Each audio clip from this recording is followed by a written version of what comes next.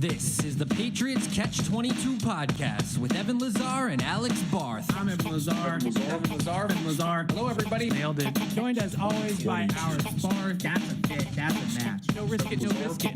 22.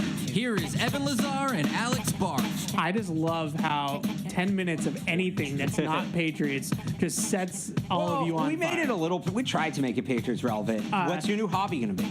I'll let you know. I'm still haven't decided. Are any of my pitches being considered? You keep trying to pitch golf to me, and I'm not going to golf. And You know should it. golf. Golf I'm is not a gonna golf. great escapism hobby. When I golf, 22. the part that frustrates, I stink. I can't do like leisurely pastime. Like if I'm playing a sport, I'm competing. It's not golf. Yeah. And now nobody has to worry about me talking about the Celtics anymore because the season is over. But I'll tell you So this. You're all congratulations. I will no longer talk basketball. But on I'll this tell you show. this. You're welcome. YouTube replies, public tweets, DMs to me. Yeah, there's a lot. A lot of people are excited there's- about you possibly playing Madden. It's true. I had no idea. A lot of people want to see you play Madden, Evan. I had no idea that was going to happen. Truthfully, yes. Last week's show, and we do check the comments. Last week's show, pretty much 95% of the comments were, "We need Alex and Evan on Twitch playing Madden with one another." And to the people who are literally confused, every it wouldn't comment. replace this show. It would be its own separate thing. No, we're not playing But Madden on here. No, I have that actually with. I know, yeah, with they Tease and do Chris a great Casper. job Yeah. of it. But Yeah, I that's their think thing. you might have to really look into this. You got to give people what they want. Maybe. It's what this business is. Maybe I haven't played, and then I swear we're going to get into it, but I haven't played a video game, and I can't even remember how long. So I'm saying get it now and get used to it so when the new one drops, you can hit the ground running. Yeah, I retired from playing video games probably at least 5 years ago. Kind of coincides with something else that happened in my life 5 years ago, if you catch my drift. So, yeah, I haven't played video games in a long time. We'll get you back into it. Yeah. All right. Anyways, hello, everybody. How we doing? Evan Lazar, Alex Barth with you for the next couple hours here talking Patriots football. No basketball today. No Madden.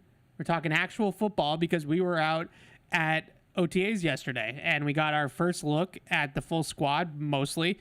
I thought that was a nice takeaway to start, is the attendance was fantastic for a voluntary, capital V, voluntary workout. I accounted for 86 of the 90 guys, right? Something like that. 87 of the 91, if you, whatever is going on with the international pathway stuff. But yeah, they had very good attendance.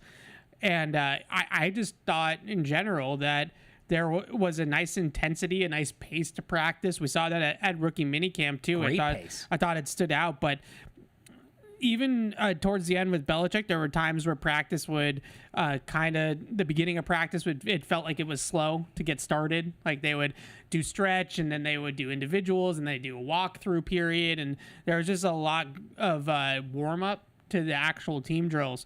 It didn't feel like that yesterday to me watching it. It felt like there was a real pace to it. Almost felt like they had to pull people back a little bit from being almost too much contact at times. Jacked up, yeah. And everybody's just excited to be back out there, I'm sure. But it was a good intensity to it, and I think that starts with Mike Vrabel. I think he sets that tone. You know, he's the one that's pushing everybody. You hear him, you see him pushing guys and making sure that the effort is there at all times. So that was a big takeaway from me from yesterday, was just the overall intensity of the practice. And that this time of year, he said it, Vrabel said it before the practice, we're talking about mentally getting through reps, procedural stuff, getting in and out of the huddle, and no procedural errors, and getting plays off on time. And that's a big part of it. Being in the right places is a big part of it from an assignment standpoint as well. And then also competition and effort. And before we get into all the individual observations of how guys looked and all that kind of stuff, I just thought I think it's good. I think it's a good thing that there's an intensity again and there's a competitiveness again, and there's a element of iron sharpening iron at different positions where you don't feel like it's the last couple of years maybe there was clear holes on the roster that it couldn't really push each other and stuff like that. Now it does feel a little bit different in a good way, I think. Yeah, no, it does. It feel the up tempo thing was the biggest thing to me because in the past, during the early portion of practice, especially, there's a part of our job that's gathering, beyond observing, like gathering content for social media stuff. So you take the video of the rep and you all right, I get the good video, blah blah blah, and then by the time you look back up, the next guy's going, it was. Like the pace just felt quicker. I felt slowed down or I felt sped up. And then in the individual reps too, it was right back to the huddle, go and go and go. They fit a ton of plays, a ton of reps into that. I think they were like just under an hour or just over an hour and a half. Yeah. Probably like an hour 45. They fit a ton of plays into that window. And I think it was all team after, no, they had one period, one individual, and then like a jog through towards the end. That wasn't fully, but live, it was heavy team. Drills. No, it was good to see. It's one day. We have to see this continue and see it stack and all that stuff, as we're going to say about everything that we're going to talk about today. But it was good to see. I haven't seen that level of intensity and pace to a Patriots practice in a couple of years. And so I thought that was good to see just right off the jump. And then the other thing that we have to talk about, and, with all of the tabling it as many times as I can, it was May 20th. It was the second OTA practice. It's a new offense.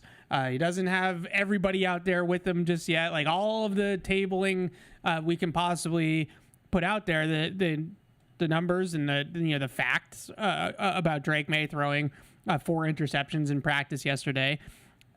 I would say the biggest thing to me is like I'm not surprised that this is where they're at on week 1 of OTAs for all of the obvious reasons that you stated about any offense. It's all about timing and route detail and knowing where reads are going to take you and understanding protections and like all of these minutia, all this nuance to playing offense is why the defense is typically ahead of the offense this time of year. It's a more detailed thing. I would say the biggest one being the timing and just the overall rhythm of the offense. You have to sort of rep it in order to get that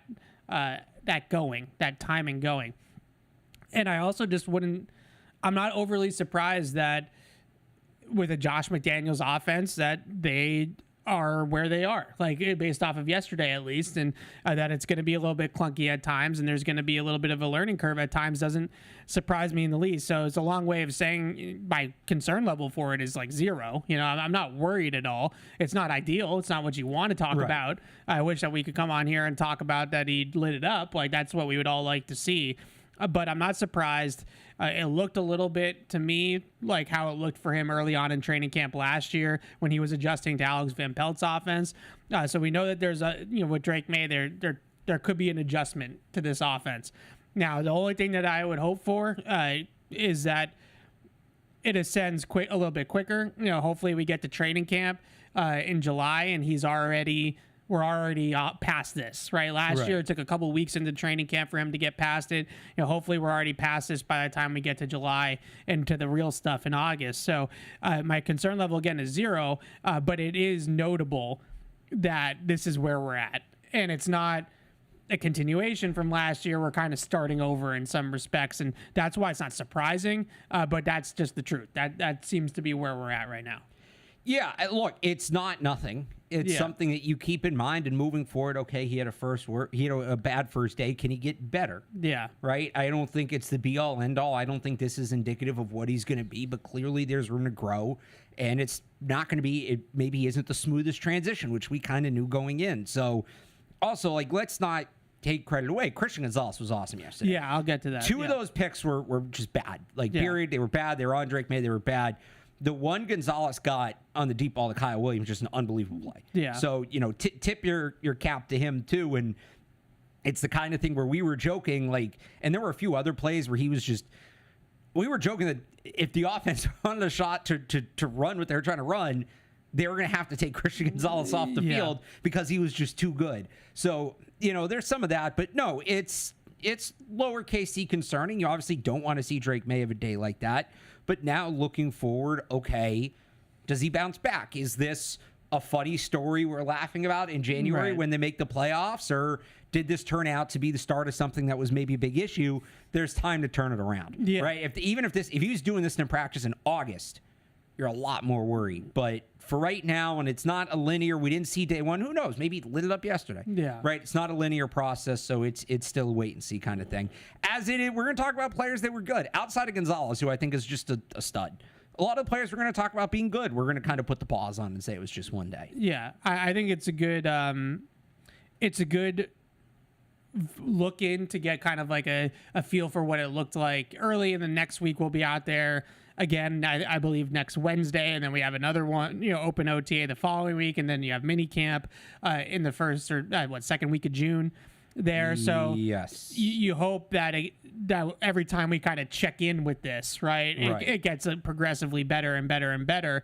But where I come from, you said small C concern, like this is a complex offense. It is. Like we've heard all about it all over the years from anybody that played in this offense in the past, that this is a complex offense. So to come in May and already have it be a fine, well-oiled machine was probably pretty unrealistic. Like it's just is not that kind of system that's going to take hold as quickly as it can. I talked before, and I'll say it again. I think my only small C concern about this entire thing is how much they're putting on Drake May's plate. And this isn't about yesterday. This is just a general thought about this entire setup. Like it's nothing to do with what happened in the practice yesterday. If he had lit it up yesterday, I'd still probably be a little bit concerned about it. It's cumbersome for the quarterback. There's all of the pre-snap responsibility is on the quarterback. He is the director. Like he is the chess master of the offense. And we've heard, Josh McDaniels talked about this on podcasts and stuff during his year off about slowly adding things to the quarterback's plate and making sure that you're not dumping it all in his lap at once. And hopefully that's what we're seeing, and that's what they'll end up doing. But when Drake May, to me, is at his best is when he's just playing. Like, I think he's a gunslinger. He's a playmaker. He's not necessarily at his best when he's thinking too much. Yeah. And I think yesterday what I saw a little bit of was, tentativeness for sure, but also just kind of like guiding the ball and like trying to think through every single play and like all that kind of stuff. Like when he's at his best, he's just slinging it. Like he's just letting it rip. And we saw that at the second half of training camp last year, and then we saw it in flashes once he got in there in the regular season. You need to see that all the time. Like that's what you're trying to see all the time. So that's one of the other things for me, and this is probably glass half full, glass half empty thing, right? It's not like the 4 picks we maybe didn't talk about this as much yesterday collectively as we should have. It's not like the 4 picks were scattered throughout a practice. I think it was 4 picks in the first 6 throws. Yeah, 7 6 or 7 throws. Something like that. Like they were all right away and they were all together. So he actually finished pretty well. Yeah. He had a couple nice deep balls. He had that throw on the back shoulder to Javon Baker. That was probably the play of the day for the offense. Another deep out to Kyle Williams. Yeah. He didn't let it snowball on him, which was something we saw at times last year where he would be having a good practice, he'd make the first mistake, and then it would kind of sit there, and you could tell his approach maybe wasn't the same. So some people might look at that and be like, why didn't he snap out of it sooner? 4 picks in 6 plays, right? Yeah. And that's a fair question.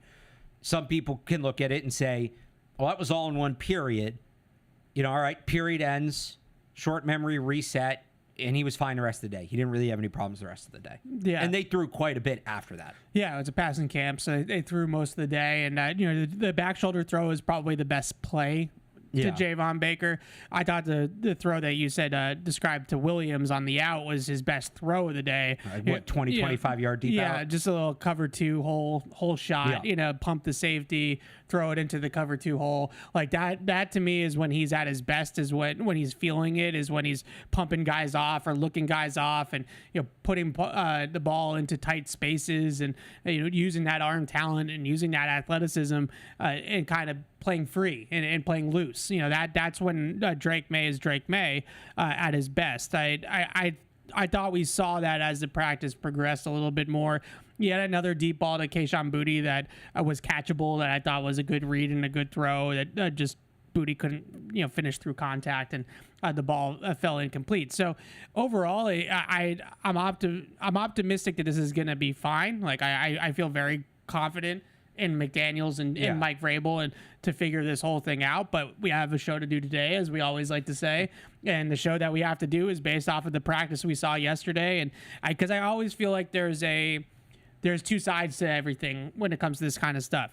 One side is like, well, you can't just ignore it, which I think is fair. And then the other side is, it's day 2 of OTAs and you guys are freaking out over like a practice, right? Like, what are we talking about? It's practice, it's not a game. To quote Allen Iverson, right? It's somewhere in the middle, of course. Like, there's no reason to panic. There's no reason to freak out. But it's also our job to tell you what happened at practice, and this is what happened at practice. Right. So it's always a tough split there. So besides Drake May, there was a lot of positives, as you said. And I wanted to start with the free agent signings because we saw some of the rookies in rookie minicamp. We got a first look at some of those guys. This is our first time seeing Milton Williams, Carlton Davis, Bobby Spillane, no Diggs, right? Obviously, with the coming back from the ACL. But my first impressions of all that group, again, this is a passing camp. We're talking mostly about quarterbacks, receivers, secondary players. Like, we're not going to really be having any grand proclamations about the defensive and offensive line in a non-padded practice. But Carlton Davis, man, like, those arms, they're long, like, you can see the build and the frame that he has. And, along with Christian Gonzalez, who I thought, I agree with you. I thought Christian Gonzalez was the best player on the field yesterday, and I don't think it was particularly close. No. But one of the advantages and then also one of the disadvantages of having two guys like Christian Gonzalez and Carlton Davis is the advantages is those two guys are going to take out a lot of passing offenses. Like those guys are going to be locking down a lot of good receivers, hopefully, for years to come. But we'll see. I'm optimistic that's going to happen. The flip side of that is it makes practice harder on the offense, right? So like you're not always going to see the offense lighting it up. But what were your first impressions of some of those free agents? And then I want to talk a little bit of Gonzo, but to start with the free agents. To start with the free agent, well, just first off, I'm just impressed Morgan Moses is out there. Like, credit to him. This is a guy that's coming off of a knee injury. I think he had surgery, right? He said in the offseason. Coming off of that, wasn't super involved yesterday, I think, because of the medical stuff. So he's got a 12-year veteran, knows what he's doing out there, isn't going to be doing a ton on the field anyway. Doesn't necessarily need to be here, objectively. He probably doesn't need to be here. Not only is he here, he's staying after practice to work with the young tackles, and he talked after practice. You asked him about this, like how important it is for him to be here to help this young offensive line get along. The leadership, clearly outstanding from him. That was an observation from him. The other, I'm trying to, Mac Hollins, same thing. Mac Hollins wasn't practicing, was in sweats. I don't know. The first example I'm giving are guys that didn't really do a ton, so that's probably not great. I'm trying to think of the Morgan Moses thing is definitely notable. Yeah. I understand that this is a very OTA storyline. Yeah. Morgan Moses taking the young guys under his wing, but it matters. It matters. He's played tackle in the NFL for going on 2 decades now. He mentioned after practice, Morgan Moses did, that he's played with Trent Williams. He's played with Tyron Smith last year with the Jets. Like, he's played with Hall of Fame caliber offensive linemen and left tackles. I mean, that's great. That's great mentorship from Will Campbell. And I think the thing that stood out to me the most about it was how much Morgan Moses was enjoying it. Like, it wasn't just like, all right, fine, rookie, like, let's talk, right? It was Morgan Moses was loving every minute of it, maybe even more so than the young guys were loving listening to him. And they were out there and on the practice field, and Will Campbell's like in his pass set, right? And Morgan Moses is trying to walk through things with him, and if I step here, you step there. If my hand goes here, your hand goes there, like that sort of thing. And that's great. Like, that's what it's all about. You hear about all these like summits in the offseason, pass rush summits, O-line masterminds. Like, that's what they're doing. Like, that's what they do at all these things is, these are the moves that are getting used against me. How do I combat it? How do I fix it? How do I make myself a more well-rounded player? Not only just leading by example in terms of all the other stuff that I'm sure Morgan Moses does around the facility, but that was really cool to see. Like I would love to get a microphone in there and hear what they're actually talking about. And the wild thing to me is like every time Morgan Moses is asked about it, he's like, yeah, I had great veterans growing up, and he names Trent Williams. Yeah. Morgan Moses is like one of the oldest players in the league. Yeah. And he was a rookie for a already veteran Trent Williams, which is kind of insane. Yeah. And really tip the cap to Trent Williams and the career he's had. Hell of a player. The part of the reason it's just tough to talk about the free agents, like as I'm running through the list in my head, a lot of them are on defense. It's tough to talk about the defense in a practice like this. I will say this, maybe not the name everybody wants to hear about, but I think it's notable. Wes Schweitzer all over the field, all over the offensive line, super involved. I think a lot of people kind of wrote that signing off as, all right, they paid this guy 1 year minimum money, played one offensive snap last year. He's a camp body. We talked about this last week. Michael Jordan, who everybody was writing off at this time last year, ends up being their starting guard. I had Schweitzer to different extents, but he, at a certain point, lined up at 4 different positions yesterday. The only one I didn't see him at was left tackle. Yeah. He was early and often at left guard. Saw him snapping a little bit. Got some right guard reps, briefly at right tackle, with different alignments and different groups and all of that. So, some definitely carried more weight than others, and it seemed like left guard was his primary spot. But, City So wasn't there. Cole Strange was. Layden Robinson was. And Cole Strange was involved as well. But Wes Schweitzer feels like he's in the mix. Yeah, 100%. It definitely feels like he's really in the mix more than just, all right, he's a veteran. It's the first day of OTA, so he's going to get the nod. So there's some element to that, though, right? And I understand if you didn't know who Wes Schweitzer was until today, or still don't, I fully do not blame you, right? It's a veteran interior offensive lineman who's been mostly a backup throughout his career, but he does have 62 starts under his belt in the NFL. He's played 8 years in the league. He has 62 starts across multiple positions. Now, I talked to Brandon Thorne a little bit about him off the air, and he just said, ideally a guy like Wes Schweitzer is like a super sub. Like he's your top backup on the interior. The right guard goes down, he can play. The left guard goes down, he can play. You hope that you have somebody that's starting that maybe is a little bit better than a guy like Wes Schweitzer. But early on in training camp, early on in the season, just like Michael Jordan last year, until some of the younger players start to make a push, until some of those guys start to feel comfortable in what they're doing schematically, this is a time of year where guys like Wes Schweitzer take a lot of those top reps. It just is what it is. Now, the question is for Wes Schweitzer. But at all those different positions, well, that's what makes him kind of like that super sub, right? Like, if we consider him, I don't know if he can play right tackle, but if we just say that he can play 3 different positions on the interior, all 3, right? Both guard spots and center, there's a ton of value in having that player around, especially on game day, because if somebody gets hurt and it's just a 1-for-1 replacement, Wes Schweitzer goes in, he plays right guard, and hopefully the beat still goes, right? Hopefully the train's still rolling. Whereas if you have a guy that's really only a 1 position backup, then you have to change everybody around to get that player on the field to replace the player that got hurt. So from that standpoint, Wes Schweitzer can be a valuable player.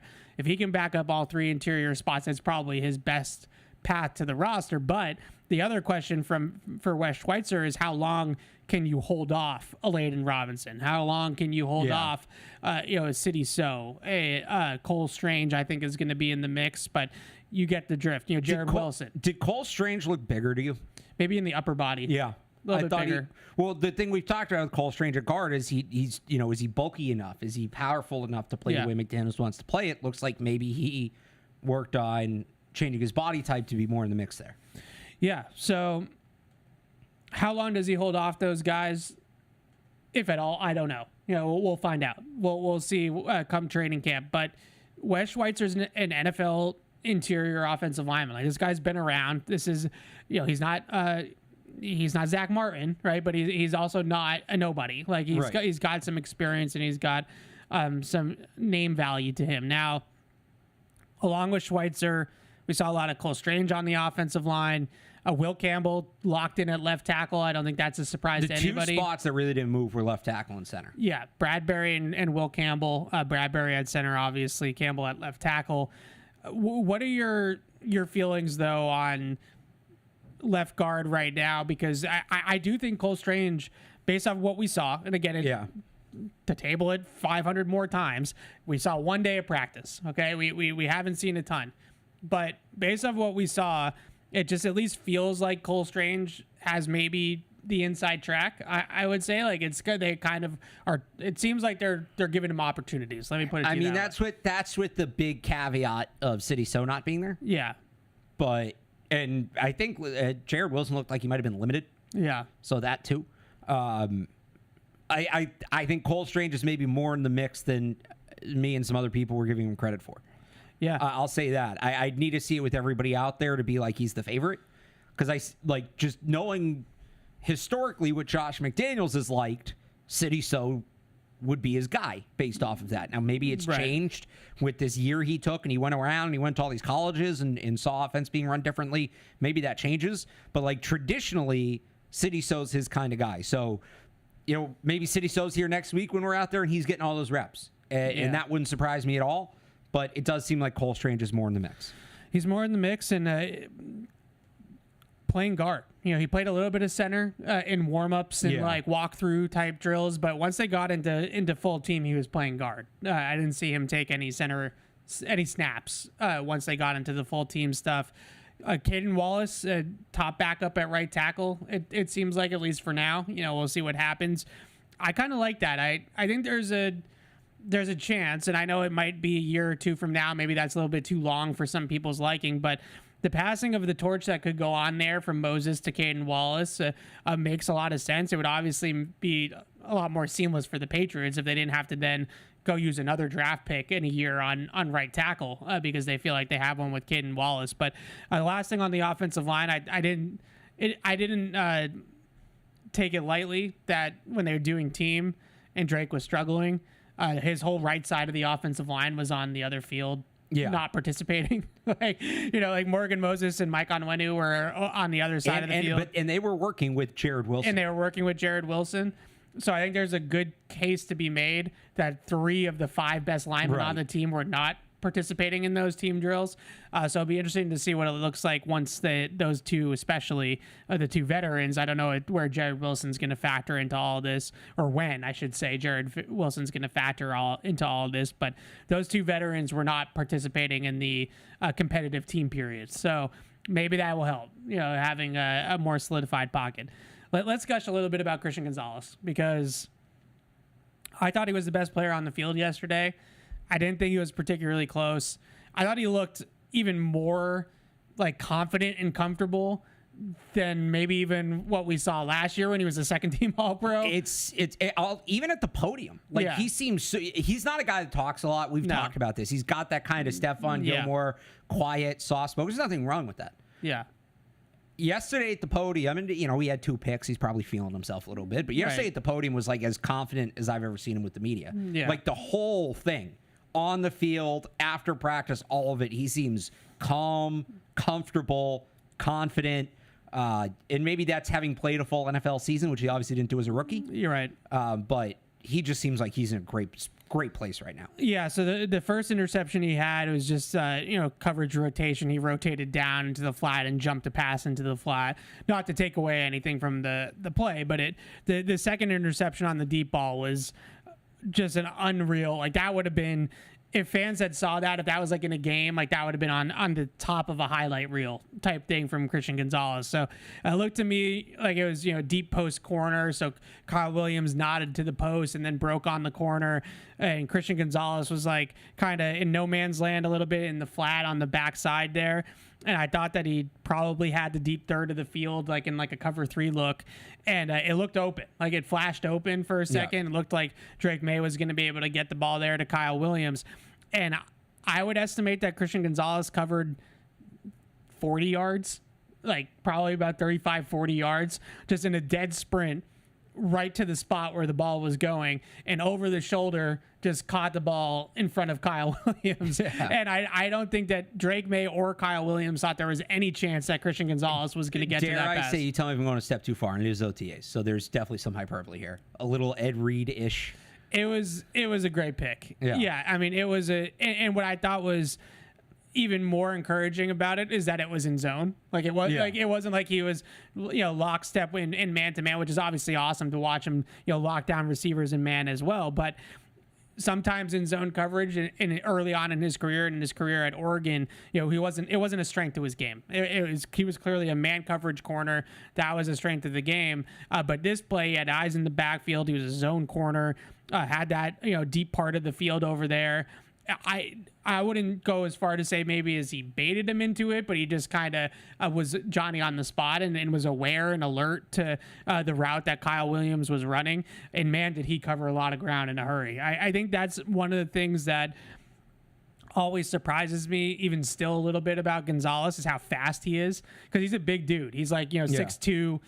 He's a big long corner, but he has got some real track speed. Like he's got some real 4.3 wheels, and he certainly showed it on that play. I just thought he dominated. He dominated the practice. Like there's sometimes we see that every once in a while from like a Christian Barmore in the past, or player like that. This was a dominant showing from Christian Gonzalez, and it can't help but be excited about what's going to happen here with Carlton Davis and Christian Gonzalez. I think those two guys together are going to be a nightmare. And we talked about this, that they need to upgrade the pass rush, and obviously they added some guys. Kayvon Chason, who, by the way, was one of the last players off the field yesterday, stayed late to get in some extra pass rush work. But, they added some pass rushers, Chason, Landry, Milton Williams, obviously in the middle. But I said this at the time, and you kind of saw it yesterday. Adding Carlton Davis and Gonzalez taking that next step is going to do as much for the pass rush as anything. Yeah. Because they're going to have more time, and vice versa. I think Davis is going to help Christian Gonzalez. The one knock on Gonzalez last year, I think it was maybe overblown, but it wasn't inaccurate, was that he didn't have a ton of on-ball production. Yeah. Didn't have a lot of pass breakups, didn't have a lot of interceptions. So, and I think some of that is just teams weren't throwing at him. And when they did, it was like clear opportunities where he wasn't going to be able to make a play on the football. Well, because they could pick on the other side, and they had time to kind of see the field. Carlton Davis on the other side is going to be a lot harder to test. There's going to be a better pass rush. I think you're one of those picks. The first pick that Christian Gonzalez had was because the Patriots got in on a blitz, and Drake May had to kind of throw hot. And I think you're going to see more opportunities like that because the pass rush is better, and teams are going to test Gonzalez more, which is probably a good thing for him. As we see the ball skills, he's going to have a chance to make some plays on the football. Yeah, that's definitely what stood out to me, was that both plays were eyes in the backfield, not man-to-man, not, shadowing receivers. Like he had eyes in the backfield, which is what allowed him to make plays on the ball, as he said after practice. And as much as I love him in man, and everybody loves him in man for good reason, and I want him to play the majority of his coverage snaps in man. Like I'm not trying to turn Christian Gonzalez into a zone corner, but if he's going to have Carlton Davis on the other side, one of the advantages of that is, Carlton Davis might be able to play the boundary a little bit more and play the X receiver a little bit more than the guys they've had in the past, which would allow Christian Gonzalez to play the field side a little bit more, or the bigger, if you're on the hash, right? Like the longer side of the field.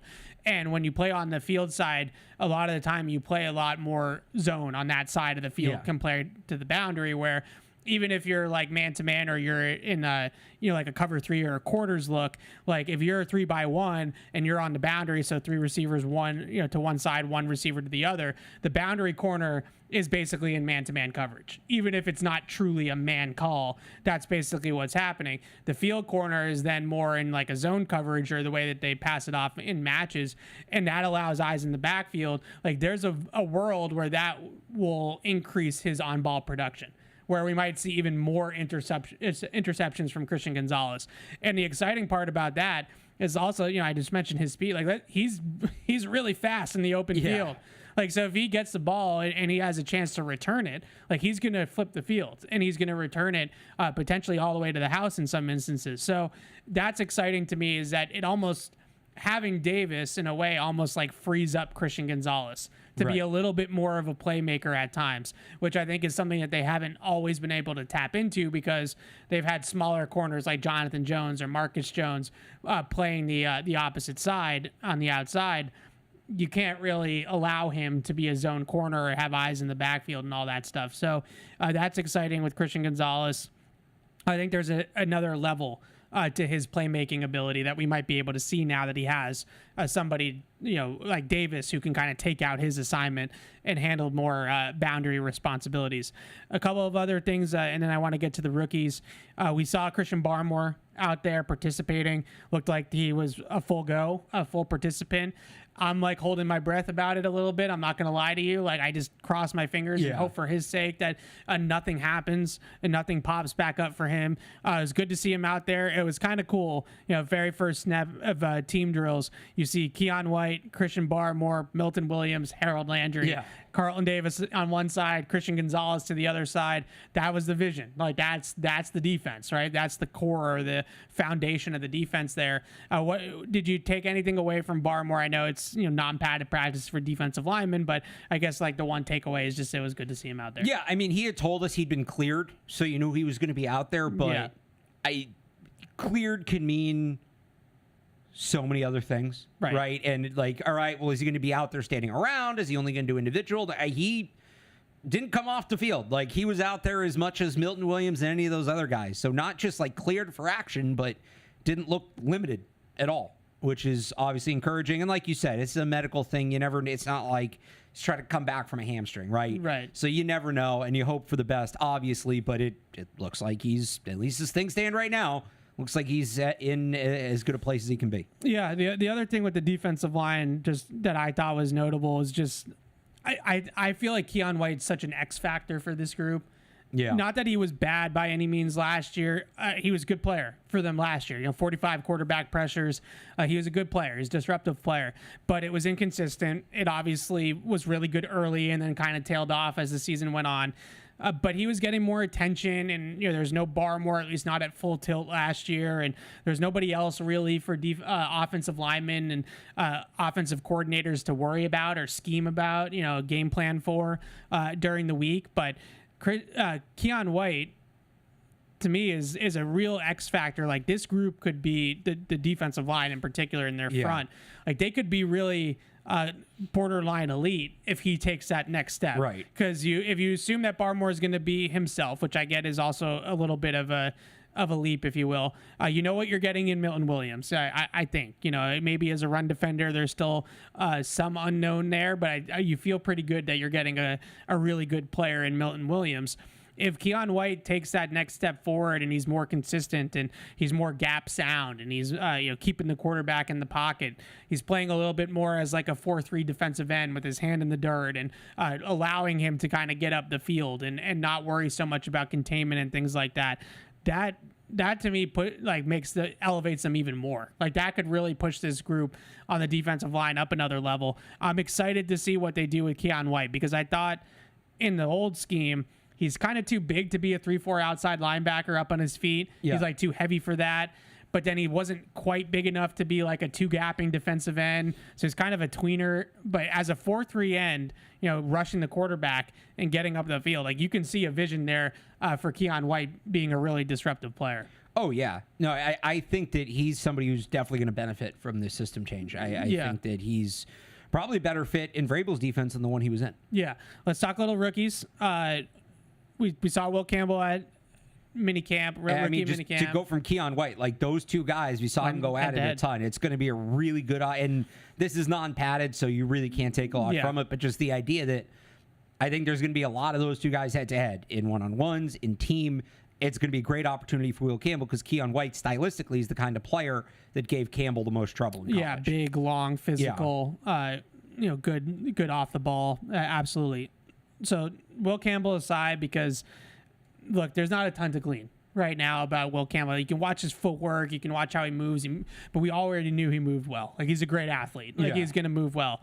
The one guy that we didn't see at rookie minicamp, who I thought was impressive yesterday, was Travion Henderson, Patriots second-round pick. He is just a brick house, first of all. Like, he's just well-built guy. Not big. Like, he's not, he's not Derrick Henry, but like, he's for his size, he's extremely well-built. Like, there's a compact kind of denseness to his frame.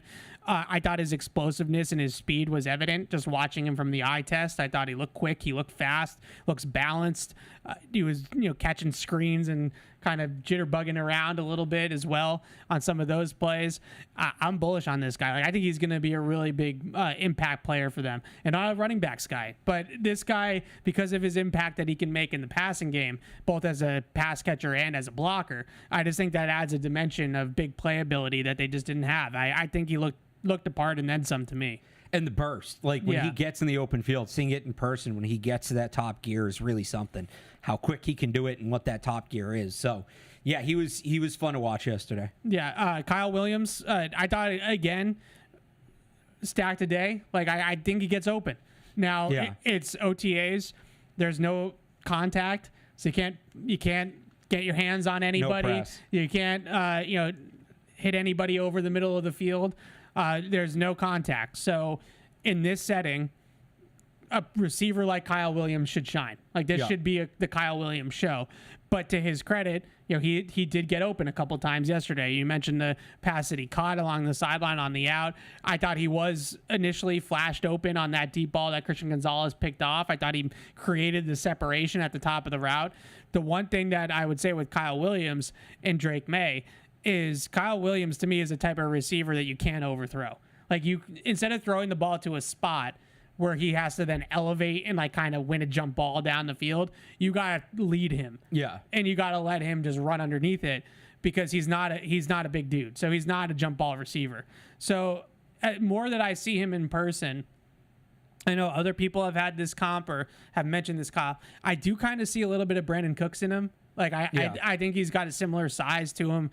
Obviously, great speed. Not quite as fast in terms of time speed as Brandon Cooks, but I think he plays really fast. And then also just the way he runs routes and the way he separates, I think, has a little bit of Brandon Cooks. But like Brandon Cooks, like, he's not big. He's not tall. He's not going to win jump balls. His play strength is going to be a question mark. Like, those things are all going to be things they have to work around or have to work with. But on that play, again, like, if Drake May just puts it 10 yards out in front of him and lays it out for him, then I would much rather see Kyle Williams try to run underneath it than have to go high point the ball in between two defenders. So they'll work on that kind of stuff, and they'll get that kind of stuff ironed out. But the good news is that we're not coming in here and talking about how Kyle Williams can't get open. Like, he's definitely getting open. Now they just have to figure out the catch point stuff and all that kind of detail that comes along. Well, I thought the other interesting thing, and look, it's just one day, so maybe this is what they were working on, but that kind of guy in Josh McDaniels' offense traditionally has been a middle of the field guy. Yeah. But both in terms of where he was aligning and where he was running a lot of his routes, he was on the outside. He was outside the hatches. He was outside the numbers. His two best routes of the day were deep outs. He caught one of them. Josh Dobbs underthrew the other. Yeah. But Kyle Williams did his part. So yeah, it gets open.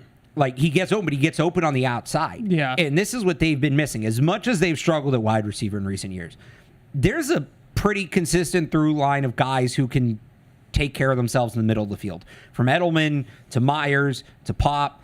Like, it's different levels, and they do it differently. And obviously with Pop, there's like a health thing. But when they're on the field, they're solid middle of the field options. It's been that guy outside the numbers to stretch the defense horizontally to open up the middle of the field for that player that they've been missing. So to see Kyle Williams be able not just win, but win on the outside, that was my big takeaway from yesterday. Is because, I was kind of, I wondered if they were going to use him at the X, or was he going to be more of an inside guy.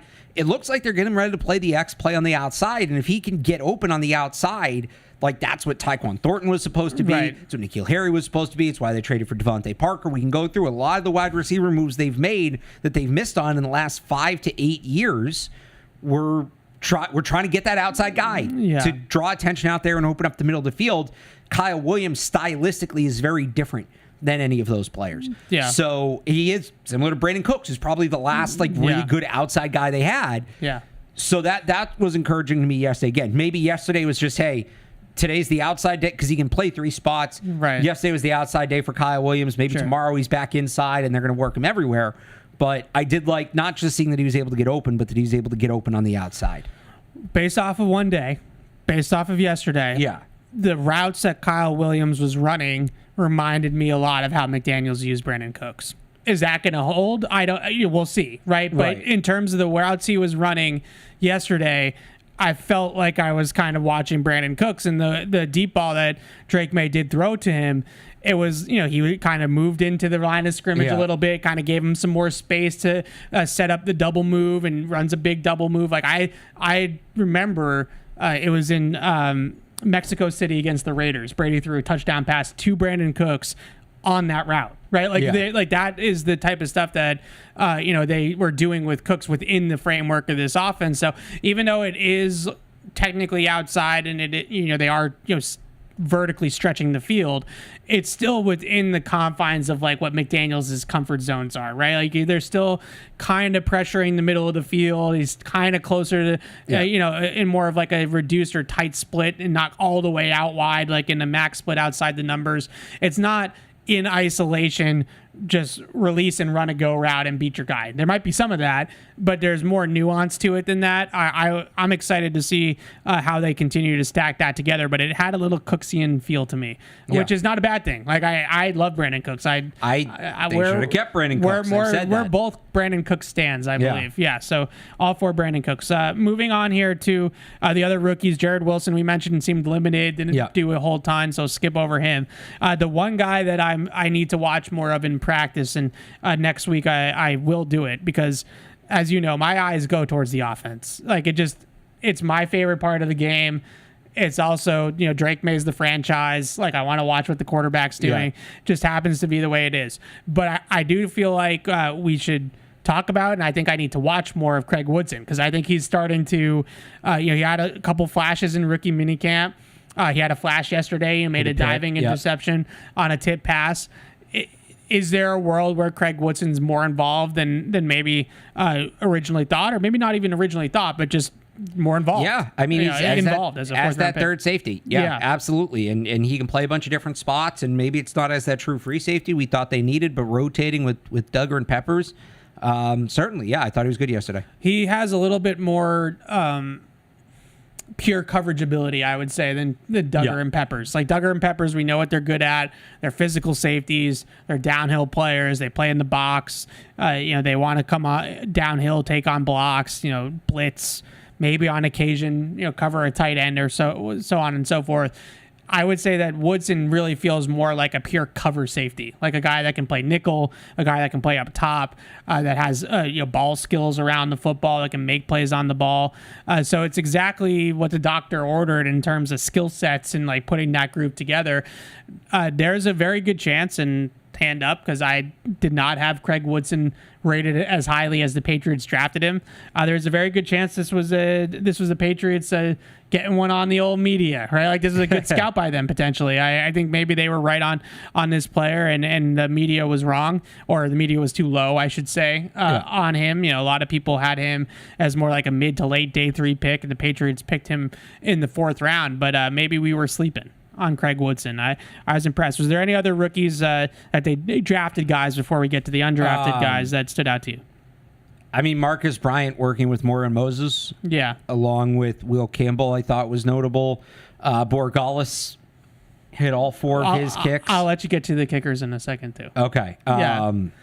It's like the free agents. Like day 3 is pretty much all defense. So I would say that was pretty much it. Farmer wasn't out there, so let's talk a little bit about the undrafted rookies, and then we'll circle back to the kickers. But Borgalis was drafted. Come on. Okay, let's go kickers first. He hit all 4. Kind of hit the first one. Shanked the first one. No, he didn't. So he didn't. It was good.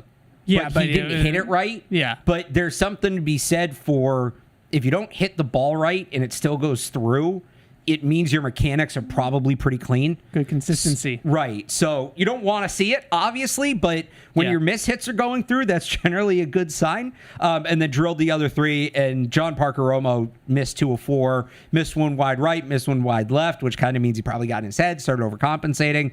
Borgalis definitely starts with an edge, just being drafted here in this kicker competition, but big win for him yesterday. So way too early for this. I'm going to say it anyways, though. Is there a chance that we get through minicamp and they just decide that it's Borgalis' job? Because I think if he continues to kick like he did yesterday every single day, and he just passes all the tests, you drafted the kid to begin with, that's already giving him a leg up. Like, you really don't owe anything to John Parker Romo. Like, I guess the competition's always good throughout the summer, and it always helps to have 2 kickers in camp, maybe to a degree. But it just feels to me like something like the ground would really have to fall out from underneath Borregales for him to lose the job. So I think it depends on 2 things. I do think it's possible that they make a decision before roster cuts, but one, if they want to keep John Parker Romo on the practice squad as a backup, you're probably not going to cut him in June and then re-sign to the practice squad late. Like, that's not really how it works. And then, like you said, do they just want to keep that element of competition to just keep the pressure up on Borregales to see how he handles it? That alone to them may be worth that roster spot. I'm not a kicker expert. Don't pretend to be. But based off of what I saw yesterday, I thought he kicks the ball pretty clean. Like, he is a consistent stroke, which is what you want to look for in kickers. You know, you can tweak things here and there. If you have a miss, you know, a little left, a little right, you tweak things. But you want to see, it's like a golf stroke. You want to see it the same every single time. He's got a really consistent stroke. And like you said, he kind of shanked that first one and it still went through, which tells you that he's dead on. He just kind of mishit it a little bit. So just the way I heard it, and I wasn't close enough to see exactly what happened, but the way it sounded, the way he hit the ball, and just the way the ball flight was. Yeah. My guess is he was like a tiny step probably ahead. Yeah. And instead, because you want to hit the ball like sort of low right off the ground, I think he probably got up more towards the middle of the ball. And that's why it went like that. So, but I think his mechanics were clean. He just didn't hit the ball in the right spot. Yeah. Yeah. All right. Undrafted rookies. It was, rookie minicamp. I was all on Land Larison. I was all excited about Mini Burkhead over there. This was Efton Chisholm Day. Well, no, Land Larison still got a ton of run. But this was an Efton Chisholm Day. Okay, we'll do Efton Chisholm first. Efton Chisholm looked good. This is more what I was expecting from you. Efton Chisholm looked good. I told you I wasn't going to do this for the receivers. I already gushed about Kyle Williams in a non-padded, non-contact practice. I think you were realistic about Kyle Williams. Efton Chisholm, comparing him to Brandon Cooks, who has like 6 1,000-yard seasons. I mean, stylistically, you're not wrong. Yeah, they look stylistically, similar. He's a similar play. You didn't say he's going to be just Brandon really Cooks. quickly, but this is going backwards. But the one element of Kyle Williams' game, I don't know if he has quite the 3-level speed that Cooks does, like to really be like an over-the-top vertical field Brandon stretcher. Cooks at his peak was one of the top 10 fastest players in the NFL. Right. Like, I don't know if he has quite. Yeah. But the one thing that I think he's better at than Cooks is he's a much better ball carrier. And he's like much more aware of spatially aware. Well, that was his whole thing last year that he worked on going into last season. Yeah, like he took an end around yesterday and looked pretty smooth doing that. Like, I think there's that element that maybe he can make up for the fact that he's not quite as fast down the field as Brandon Cooks, but he's maybe a little bit better with the ball in his hands. That's an aside. Going to Efton Chisholm. I just think that he looks exactly how I expected him to look. Like, he's literally just the stereotype. Like, he is a jitterbug slot receiver in Josh McDaniels' offense. And it seems to me like Josh McDaniels is already a little bit excited about this guy because he was getting a lot of run. It was mostly with Josh Dobbs. So, like, normally this time of year, that's what you take note of is, like, which quarterback is he throwing with, which receivers is he running with. But he was running with some of the guys that have a chance to make the roster. Like, it wasn't like all of his reps were with, guys at the back end of the roster. There were some reps there with some of the top guys. I mean, I would say he was with the second group, but he was featuring in that group. Yeah. It kind of reminded me just how he was used, different player, of where Jacoby Myers was at this point in 2019. Like, Jacoby Myers caught a ton of passes from Brian Hoyer and Jarrett Stidham, but he was sort of the feature guy with that second group, and I think that's sort of where Chisholm's at. He is a quarterback's best friend type of receiver. He knows how to get open. He knows where to get open against zone. Like, he knows where the soft spots are and the voids and how to sit and like how to find those areas. He can separate against man-to-man. Like, he's got the quickness at the top of the route to separate. Had a few nice jump cuts in the open field yesterday where he made some guys miss. There's not a lot of burst or straight line speed there, but there's a ton of just savvy. like just Yeah. receiver savvy. And even though it might, some people want to move past that sort of stereotype of that Wes Welker, Julian Edelman, Danny Amendola type of slot receiver, there's always going to be a role for that type of player in this offense. That type of player is always going to be able to thrive in this type of offense. And I just think Efton Chisholm just kind of checks that box. Now, is he going to go out and be a star and be the next Julian Edelman? Like, probably not, no. But I thought he looks the part of that type of receiver, and I could see how 3rd and 6, you need 7 yards. Like I could see it. I could see that guy being a reliable player for a quarterback, a chain mover. Yeah, I agree. I'll talk about Lane Larson. I'll talk about your guy because he got he was on the field with the top unit quite a bit, and that's with Ramondre Stevenson not there. So it comes with that caveat, but you talk about that third running back spot. Kind of seems like he's pushing Antonio Gibson already. He has some burst. Yeah. Now, the top end speed, is he the fastest running back? No. But his ability to get to his top speed out of cuts is impressive. Those first 5 to 10 yards. Yeah, he is kind of shot out of a cannon. So they were using him in some pony looks, which I thought was interesting because that's a little more advanced than maybe the basic stuff you're going to run with the guys who you plan on just having out there for the preseason. So I thought it was an encouraging day for him yesterday. Both those guys, I definitely, you can see how they fit into this McDaniels. You know the role. Yeah. You've seen the role before. You know the look of it. You know the type of player. And both those guys fit into those, that third down pass catching back, Rex Burkhead type of role, maybe even if you're projecting him to be a little bit more well-rounded in terms of Larson. And then obviously the slot receiver role for Chisholm, like you see it. Those are the types of guys that you see it with. And I probably mentioned this after rookie minicamp, but with Chisholm, I was talking to Eric Galco, who's director of the Shrine Bowl, and Eric was legitimately upset with teams that they let Chisholm go undrafted because of the 40 time. Like the 40 time is why he went undrafted, and his production was just off the charts at Eastern Washington, and he was just exactly the type of receiver that's quick, not fast, and is just what he is. Right, he's just the type of receiver that type of role that he plays, and Eric really felt like he should have been drafted, and thought that he was, a lot of people thought he was better than other guys, better than some of the other players in that mold that did get drafted. So I think there's some excitement there for Efton Chisholm and Larson. Couple more UDFA takes, real quick. The guy a guy we talked a lot of coming out of rookie minicamp that we didn't see as much of was CJ Dupree. Yeah, it actually looks like it's Jack Westover that maybe has the early inside track on that third tight end spot, which is good for Jack Westover. That's a guy that's dealt with some injuries, and there's some talent there. There is. He's been hurt, but so that'll be something to watch. You got to give me like 30 seconds on Ben Woolridge because you were with me for this. Yeah. I said this and you kind of rolled your eyes, but there's something to this. Ben Woolridge knows how to be a backup quarterback. It's just such I rolled my eyes himself. And no disrespect to Ben Woolridge. I rolled my eyes in disrespect to you because it's such a you take.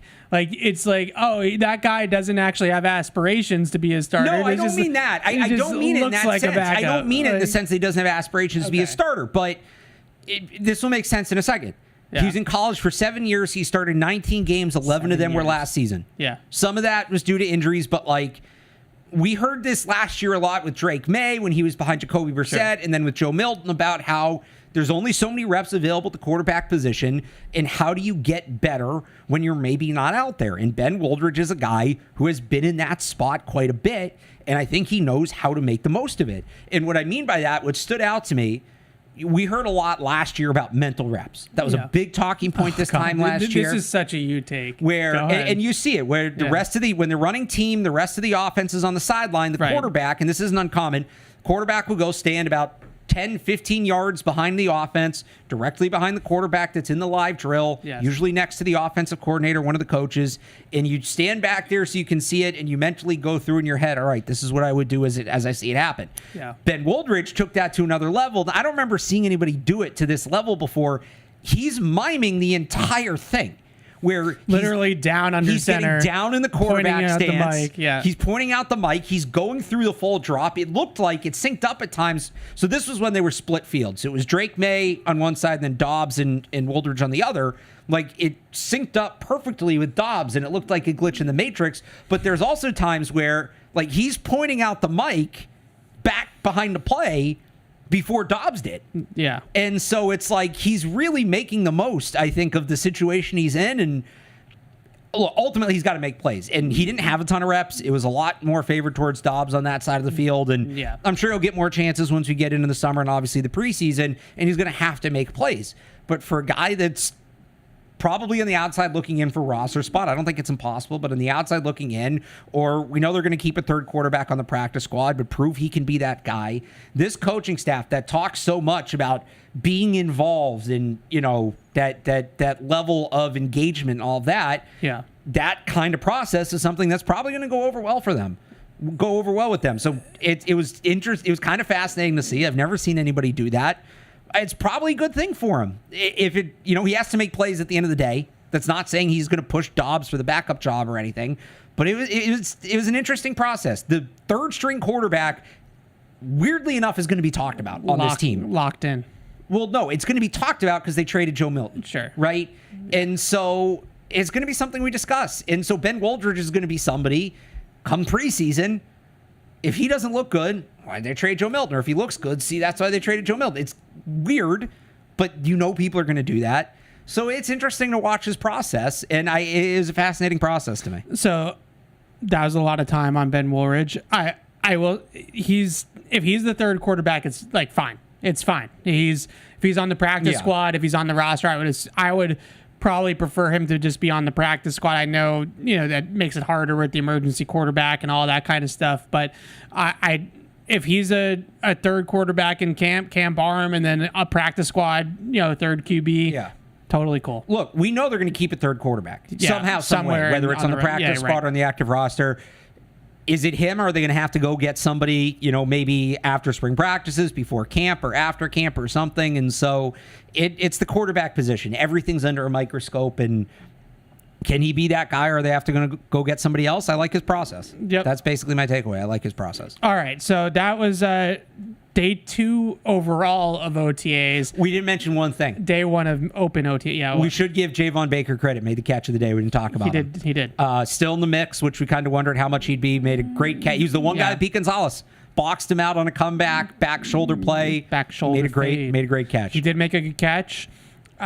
We were talking during practice about Jalen Polk, who I believe it's a shoulder, right, that he hurt at the very end of last year. Yes. And he was off to the side, but he was working with I'm blanking on the coach's name. Riley Larkin. From Ohio State. Who they hired from Ohio State.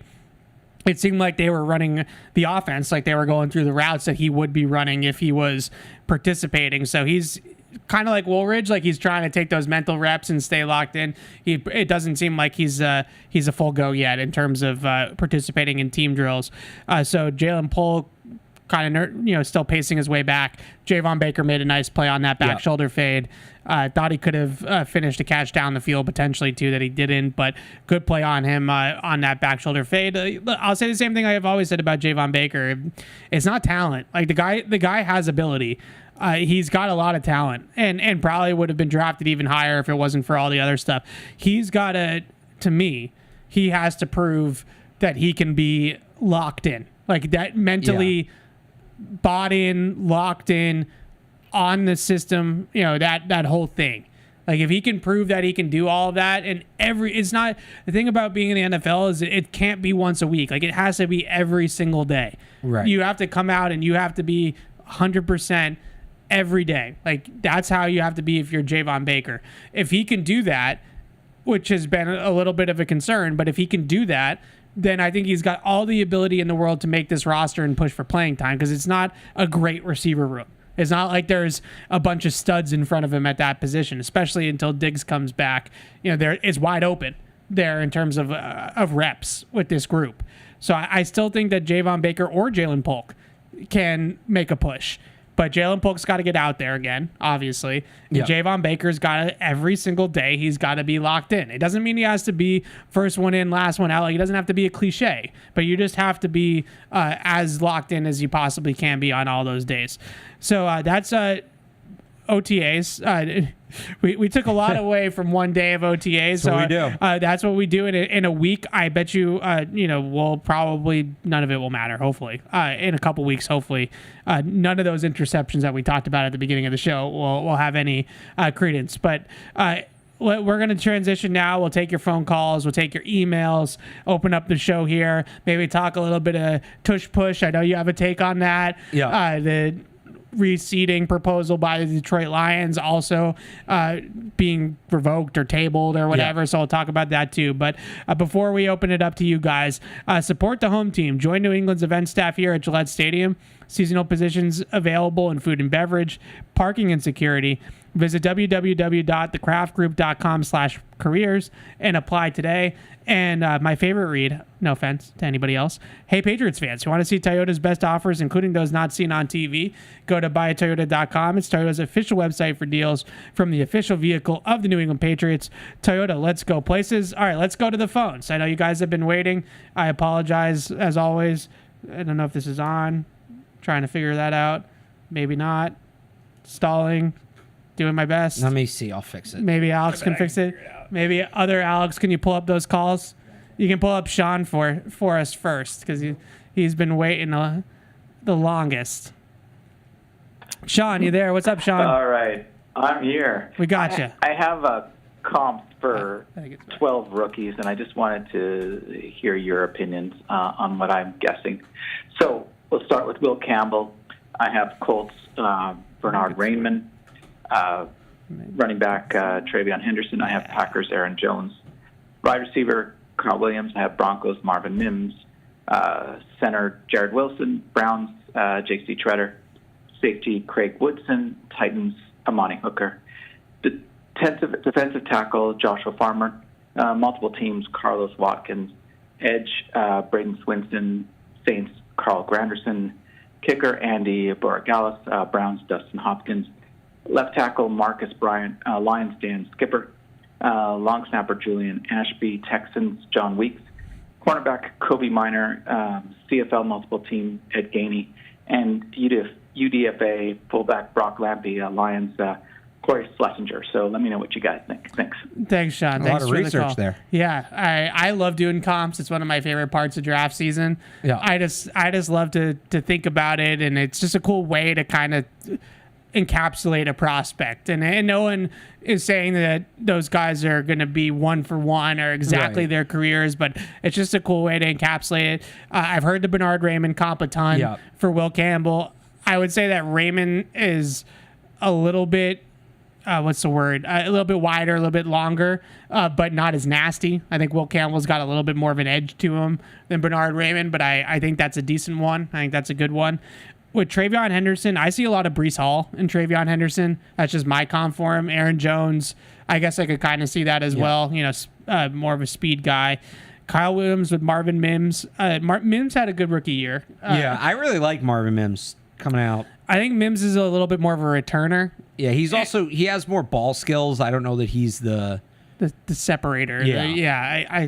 I hear you. Yep. No, those are good comps though. I agree with a lot of them. I like the Marcus Bryant, Dan Skipper one. That's actually a good one. Big athletic tackle that you can probably get creative with if you want. Swing tackle potential.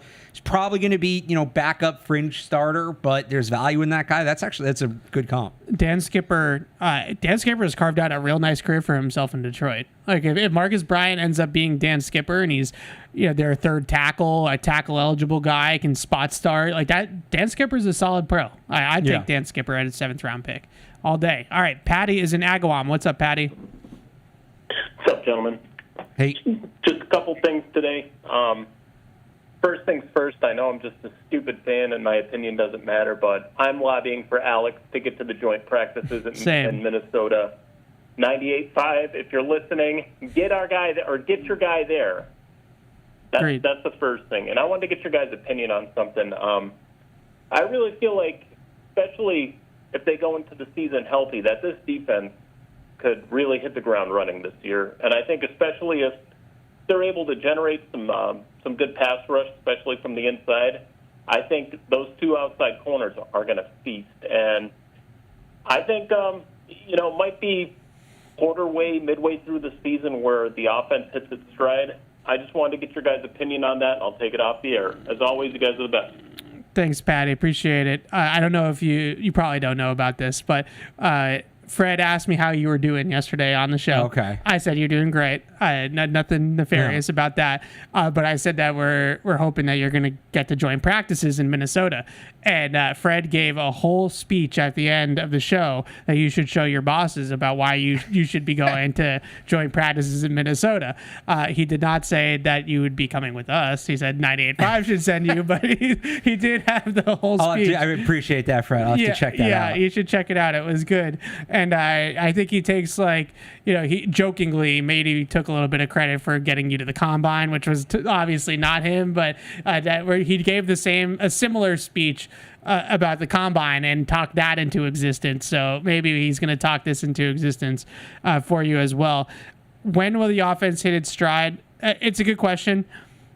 There's some elements to it, like when's Diggs healthy? Right? Like I think that's a big question. Yep. If that's not until midway through the season, then you don't really see the whole offense at its full capacity. I think a lot of people were hoping that we were going to come into this season and even on May 20th, we were going to immediately be talking about a year 2 leap from Drake May, right? That it was going to be immediate, that he was going to come in more confident, he was going to come in better, and it was just going to be, flip the switch and we're hitting the ground running. This might be like a 2-step, 1 step back to go 2 steps forward situation because of the coaching change. And so it could take a little bit more time. But with that being said, I still feel like by midway through training camp, it will click. Just like it did for him last year. Like, I think we're going to be on a similar trajectory. Now he's going to start week 1. He's not going to start week 5. Like, we're not going to have that whole thing.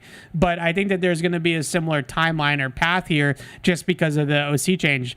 It's a second-year quarterback that changed coordinators. So, obviously, there's going to be a little bit of an adjustment or a learning curve. But I won't start worrying about it until we're probably through those Minnesota joint practices.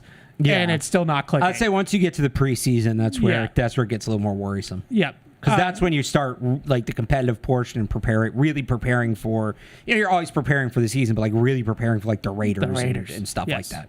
The Raiders. All right. Randy is in Providence. What's up, Randy? Hey guys, how's it going? Hey. Good.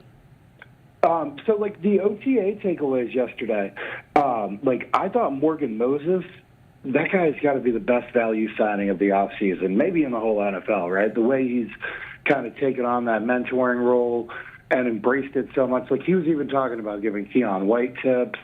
That guy, and having the locker right next to Will Campbell, just these small things that I really think is going to help a lot. And it kind of looks almost like a older player that's working on transitioning to a coaching career after his career, maybe. I don't know. But what do you guys think about that? His future? Do you think he'll be a coach in the future? And then just question number 2 was about the Forged in Foxborough series that came out. They were talking, Vrabel was talking to Bryant after they drafted him, saying, you really impressed everybody when you came here, et cetera. And I was thinking, there's a lot of guys that did top 30 visits here that they ended up drafting. Do you guys think that's a trend that continues next year? Or do you think, because a lot of teams, the top 30 visits, they use them differently. You know what I mean? Like, some of the teams use them as a distraction. Some of the teams specifically don't bring in the guys they want to draft. Do you think this is kind of indicative of how this front office and team is going to operate throughout this regime? Yeah, it's a good question, Randy. I do. I believe that there's going to be a lot of stock put into this because Mike Vrabel is one of those types of guys, at least from what I've observed, that wants to sit across the table from somebody and try to look inside a guy's head and really kind of get to know the guy. Not only that, but also go put the pads on and actually feel guys, like he likes to say, on the offensive and defensive line. They were setting it up really well. And I know Vrabel said he never wants it getting out, so maybe that's why. You thought maybe I thought we were going to see the clip. Yeah. I thought they were setting it up to play the clip of Will Campbell hitting Mike Vrabel. But Vrabel seems serious about it. I get it. He seems serious. That clip is in the vault. So I definitely feel like whether it's 30 visits, we don't necessarily learn as much about private workouts pre-draft. Like the Will Campbell workout was a private workout we didn't know about until after the draft. But those types of things are going to mean something. He's going to hold more weight. Because I think he's that kind of cat. Like Vrabel wants to get to know the guy. He wants to be across the table from you, study you, put you on the spot. That's another thing that you hear a lot about with him, that he wants to make you uncomfortable. Like he doesn't. A lot of teams bring guys in to make them comfortable and get to know them like as people. Vrabel almost wants to test you. Like he wants to make you uncomfortable and see how you react to that. So I was watching this old clip. I don't know what it was from. It just kind of came up on my YouTube this morning. Of it must have been America's game with the O2 Bucks. In Gruden. And there's this thing with John Lynch. It was like, Tony Dungy would come out and tell you, all right, like, let's have a good day. It's like, and Gruden would come out and tell you, Lynch, I'm going to throw 5 quick slants right through your ear. There's nothing you can do about it, like before practice. And Lynch was like, what the heck? It's like a wake-up call. And I do think there's some of that with Vrabel, where it's like, that's kind of, and it's not just about the 30 visits, just kind of his tone. It's like he's encouraging you at the same time he's kind of calling you out. So I remember, I believe it was, I don't remember who wrote it. It was on The Ringer. I'll get the name in a second. He wrote a piece on Vrabel going behind the scenes in Tennessee. I think it was like the 2022 or 2023 season, right after Vrabel won Coach of the Year. And he had his story about Ben Jones, the center there, as a longtime center for the Titans, where Vrabel is an early riser, wakes up 4 or 5 o'clock in the morning sometimes. He would wake up and he would text Ben Jones that he's already done like some insane Peloton ride, right? Like, I've already biked 10 miles today. What have you done? That sort of thing. And Ben Jones said every single morning he would get a text from Mike Vrabel motivating him to go work out, go, get his day started, all that kind of stuff. That's just the type of guy that he is. All right, let's go to Pat in PA. Oh, we got What's a little up, Pat? breaking news. Hang on, that you were going to love. Let's take Pat first and then we'll get to it. Go ahead, Pat. Hey, boy. Hey. Two quick things. One, why is Tavai and Vidarian Lowe still on the team? If I were Vrabel, I'd cut these two off the roster ASAP. One being a character issue, and the other being an insurance salesman playing dress up as left tackle. And the second thing is Andor, season 2. Have you watched? What are your thoughts? Let me know. Thanks, guys. Thanks, Pat. So it is not so much with Vidarian Lowe. Vidarian Lowe, this time of year, you're going to have like 16 offensive linemen on the roster. So there's going to be a lot of guys. It is interesting to me just getting out there, the holdovers, right? Especially on defense. Tavai, Anthony Jennings, the two safeties, Duggar and Peppers. But Jennings and Tavai, I really do find fascinating in particular because they definitely fit a Belichick defense. Like Jennings is a 3-4 edge setter through and through. Like that's what he does well. He's an early down edge setter. Tavai is a Belichick fixer hybrid linebacker. Those guys fit the old system. They fit the old defense. It is interesting to me that those guys are still around. Not because I don't think that they can play. Like I think both those guys are solid football players when used correctly. But I don't know exactly where they fit into the puzzle. Where they kind of cut some of the guys that didn't fit the puzzle, So I'm interested to see what happens. I don't know what he was talking about with the other thing. I think did he start? What was one of those Star Wars TV shows, right? Oh yeah, no, I don't do the TV shows as much as I should. I lost the plot. I'm kind of surprised. Yeah, you had. I watched the Obi-Wan Kenobi one that was like kind of like a short, right? It wasn't like a full on show where there's multiple seasons. I've watched season 1 of Mandalorian. I haven't watched the more recent ones. Not so much. But what did you want to tell me? They announced this year's Hard Knocks team. Yeah. The Buffalo Bills. That makes a lot of sense. That does make it's the MVP of the league. I thought you don't do it if you were in the playoffs last year though. No, you can. It's you might be able to opt out. I don't know. I don't remember the rules. The rules are escaping me. You can do it when you're in the playoffs, but it's when you embarrass yourself in the playoffs is when you can do. There we go. I do know that you can if you switch coaches, right? You're automatically out. So that's why the Patriots couldn't be it. But yeah, that's an interesting one. They're an exciting team. People like the Bills. I know you don't like the Bills. You don't understand it. I understand it, and that's why I don't like it. I thought you were going to tell me something different, and we can segue into. And the in-season is going to be the NFC East, by the way. So Shocker. Maybe more Joe Shane on Hard Knocks. That's a Jerry Jones special, is what that is. Yeah. So, a couple of things from the league meetings this week that we wanted to talk about. I'll get to your tush push take in a second, but this is one that just came across that I absolutely love. I think this is awesome and long overdue to give the big boys up front some love. So, according to Troy Vincent, the NFL executive Troy Vincent, they have a new award that they're going to give away at the end of the season. With the MVP and all the other awards. This is going to go to the best offensive lineman in the league. They're going to call it Protector of the Year. It's the best offensive lineman in the NFL. I love this. I think this is long overdue. No offensive lineman's ever going to win Rookie of the Year or MVP or Offensive Player of the Year. It's just not going to happen. They're never going to get that award. Pass rusher could get that award.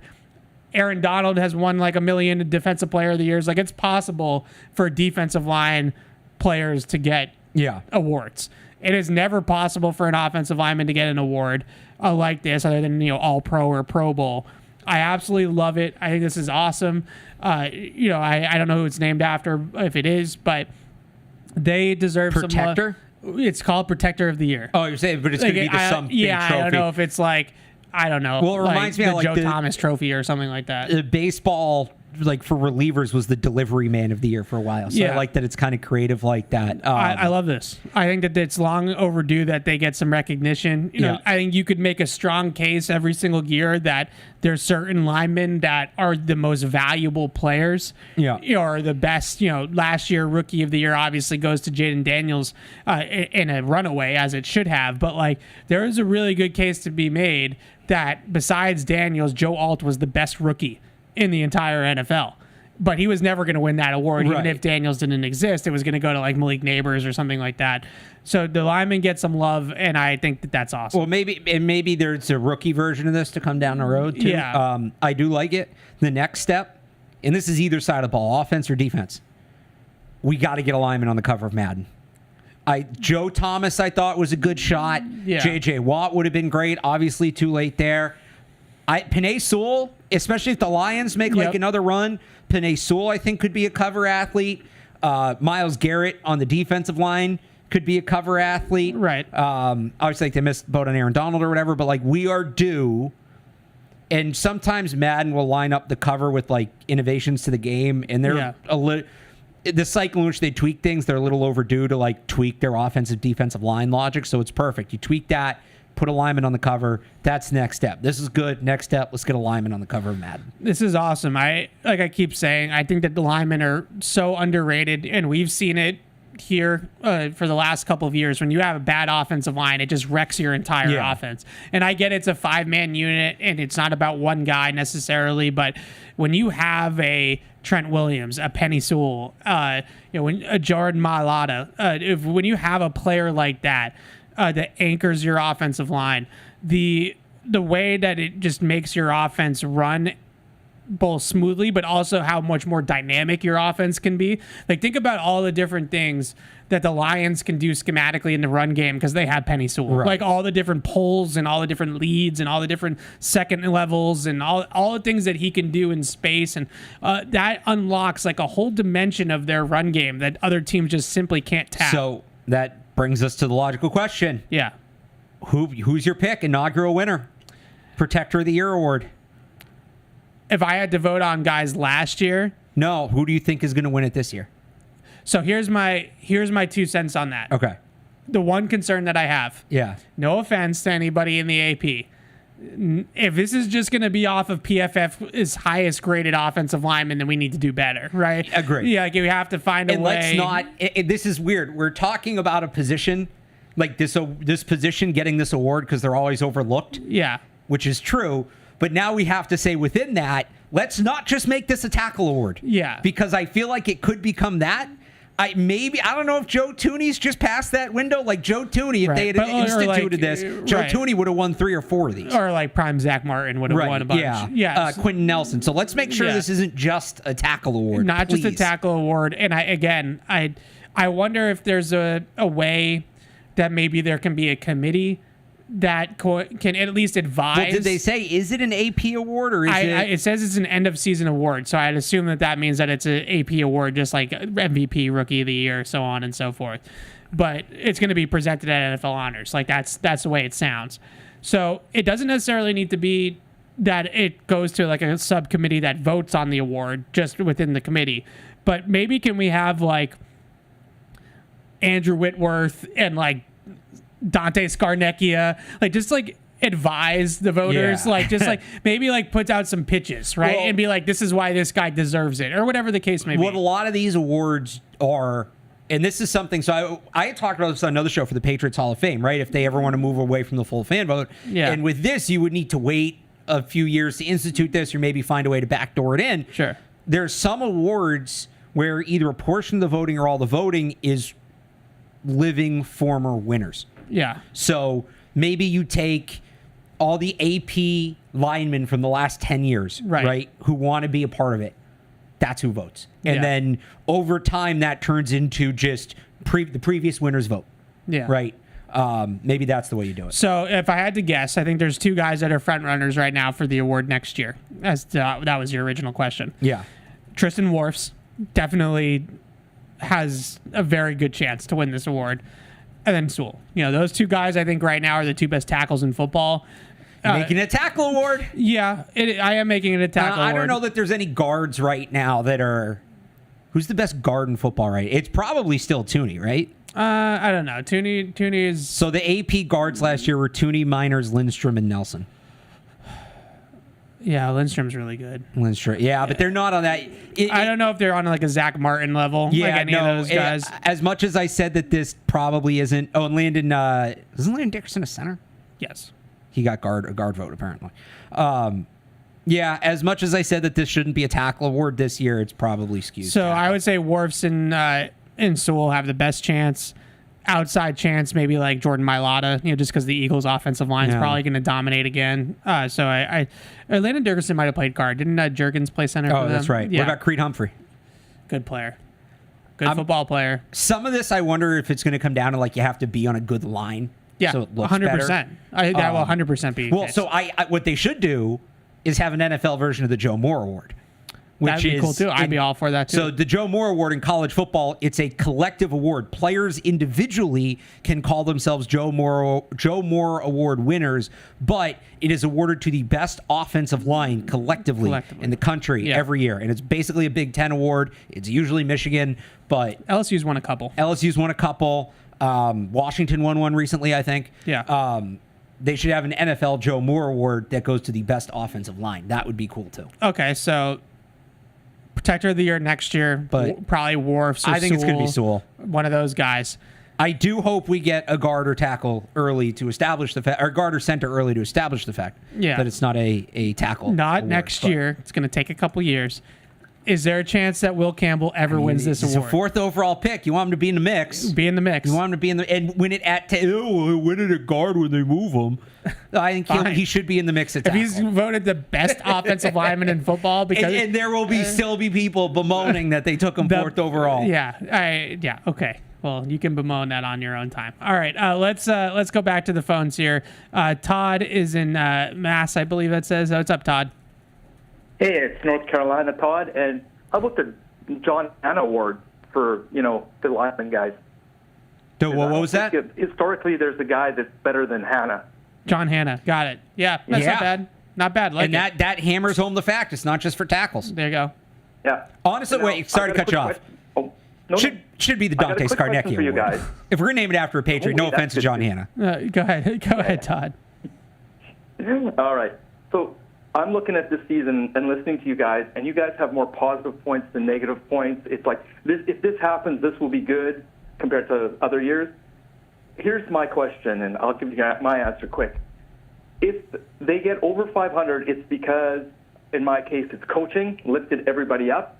If they're under 500, it's because the O-line just didn't make it.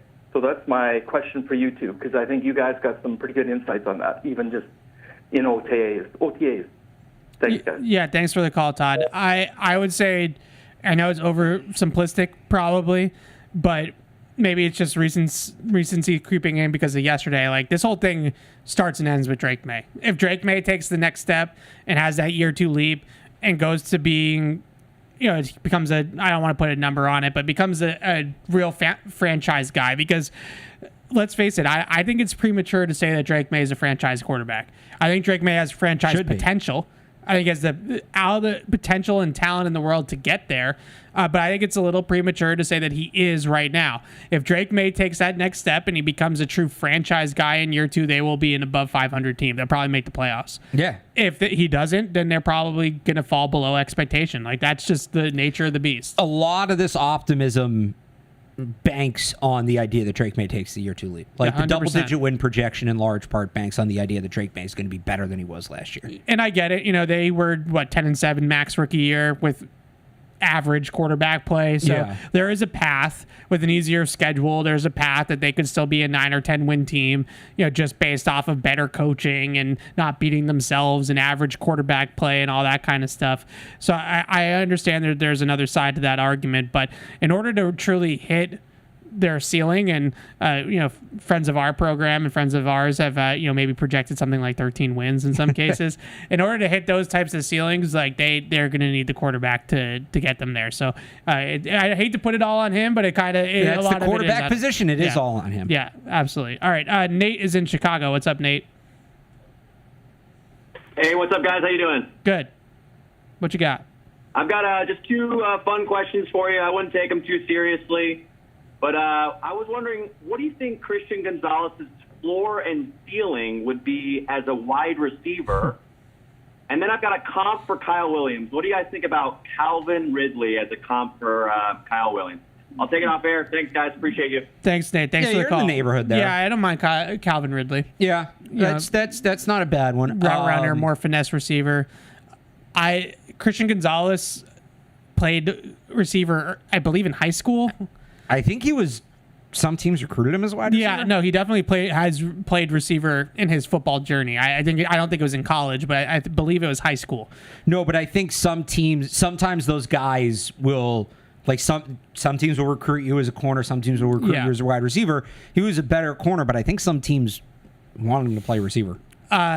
What's this? I don't know. I've never seen him play wide receiver, so I mean, he's a great mover. He's got great ball skills. I'm sure he could be a good receiver. Like, if he had to go out and play receiver tomorrow in an NFL game with no work, I don't know. It'd probably be so-so. If he actually worked at it, like he has all the natural skills you need, I've seen him in practice. I've seen him make some one-handed catches playing faux receiver, like when they do like the drills where they put a guy against a guy and like the corners play a little receiver to give them a look. I've seen him make some cool catches doing that. So I bet you he could play receiver pretty well. It would obviously take time, but it is an interesting question given what's going on in Jacksonville with Travis Hunter right now.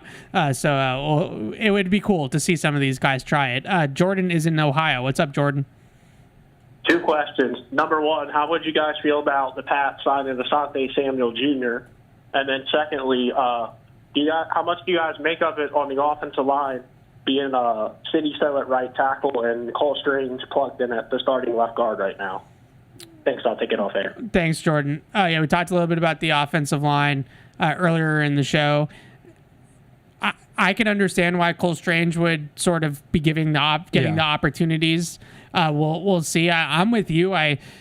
We brought up City So a couple times. Leighton Robinson's not quite as big, but he's still more of like a power, physical, downhill blocker.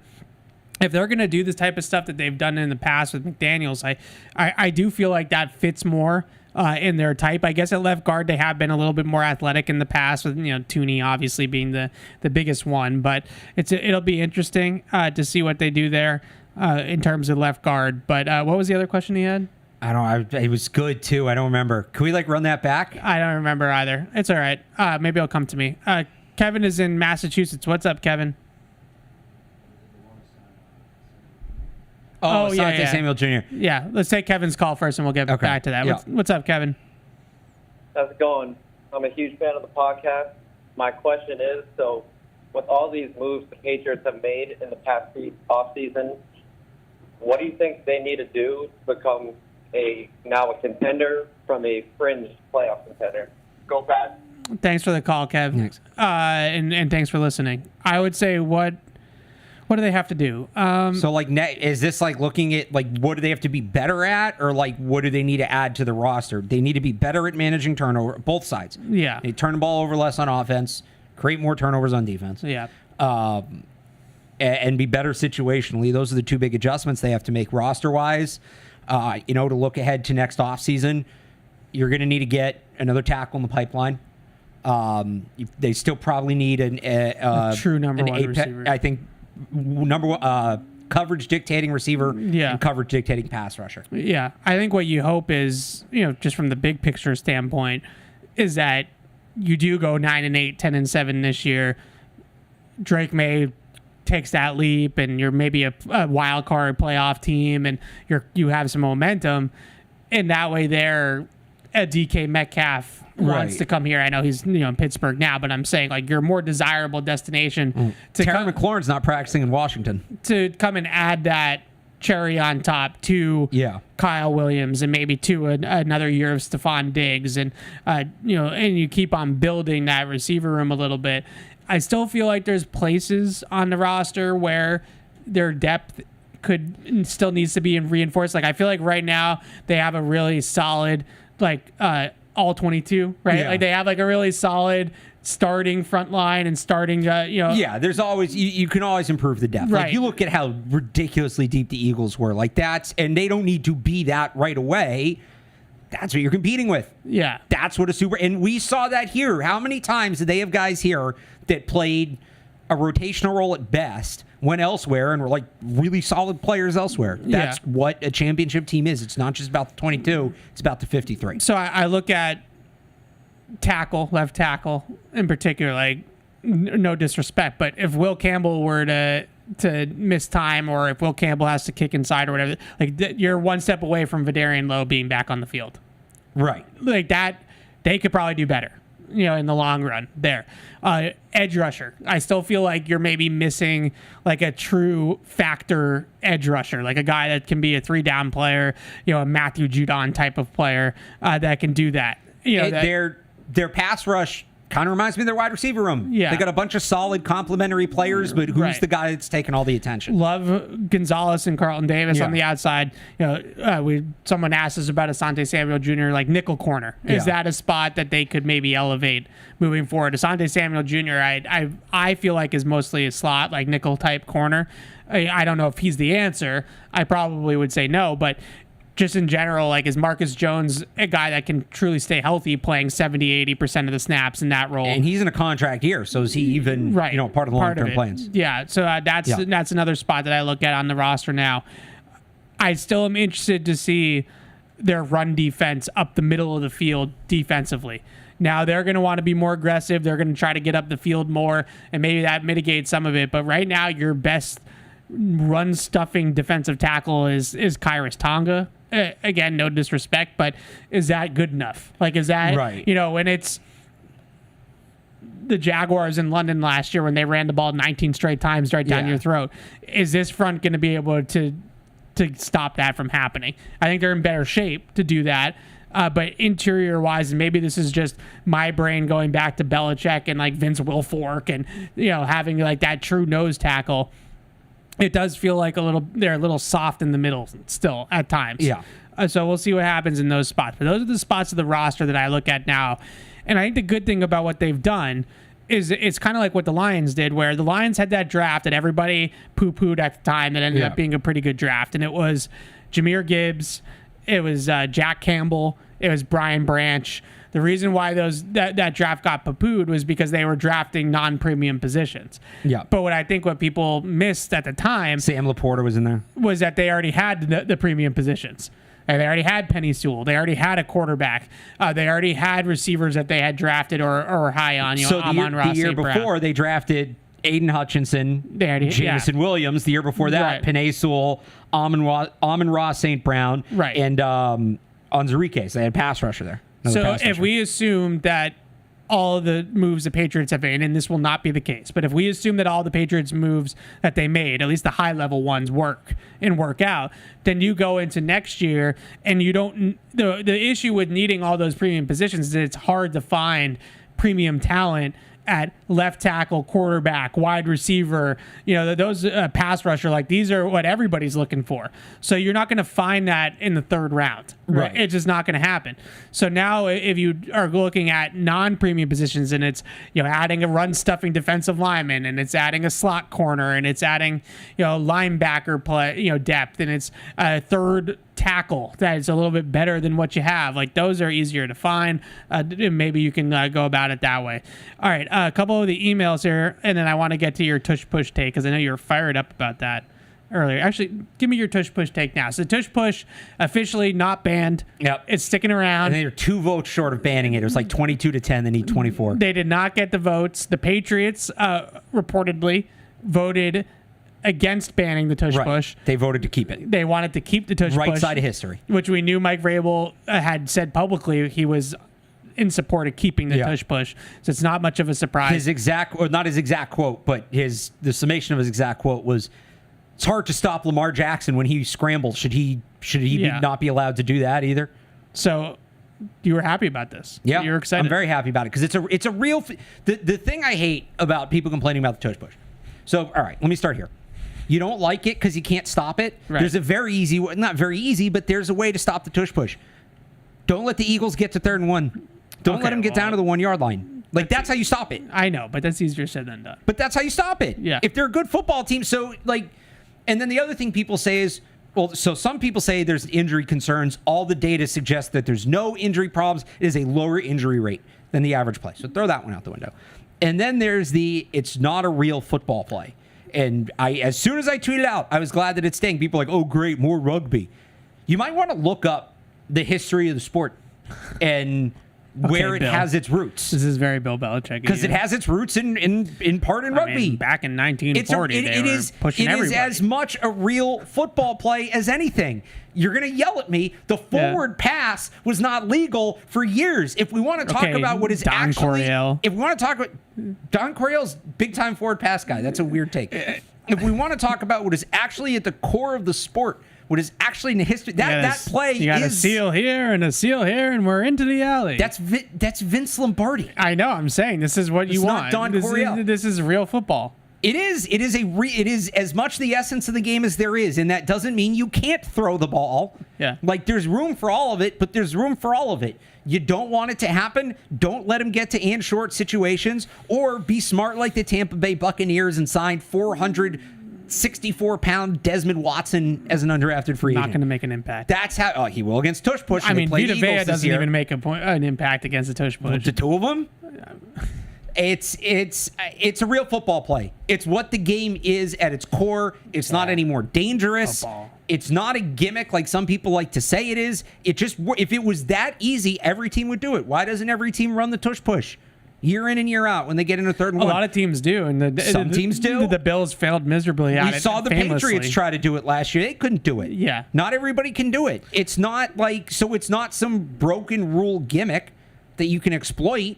It's the Eagles built a team that can capitalize on this one thing, and they do it. Good for them. It's the same way I feel. Now, this got tabled, thankfully, but it's kind of the same way I felt about that Lions rule proposal to not seed the playoffs by division. All right, let's get to that in a second because I have a quick tush push. Okay, go ahead. So I'm actually, this might surprise you. Yeah. I was not for banning the tush push. I'm glad it's staying for 2 reasons. One, I feel as though as a Patriots fan, it would be hypocritical for me to now say, no, the Eagles are too good at this, so I'm in favor of banning it. We went through this with the Patriots, with Bill Polian and the Colts, and illegal contact and all then the Ravens rules with the who-man eligible tackle. Like, how many rules were written out of the league because the Patriots were exploiting the rule and everybody else got up in arms that the Patriots were exploiting it? Even though if it was so easy to exploit, why wasn't everybody else doing it? Right. So Teddy Bruschi, you want to change the rules? Change them. I can't sit here in good conscience, Alex, and say ban the tush push when everybody was up in arms and they would do this to the Patriots. Yeah. So I'm glad for the Eagles that good. You want to beat the good teams? Great. Get better. Don't ask the league to stop them for you.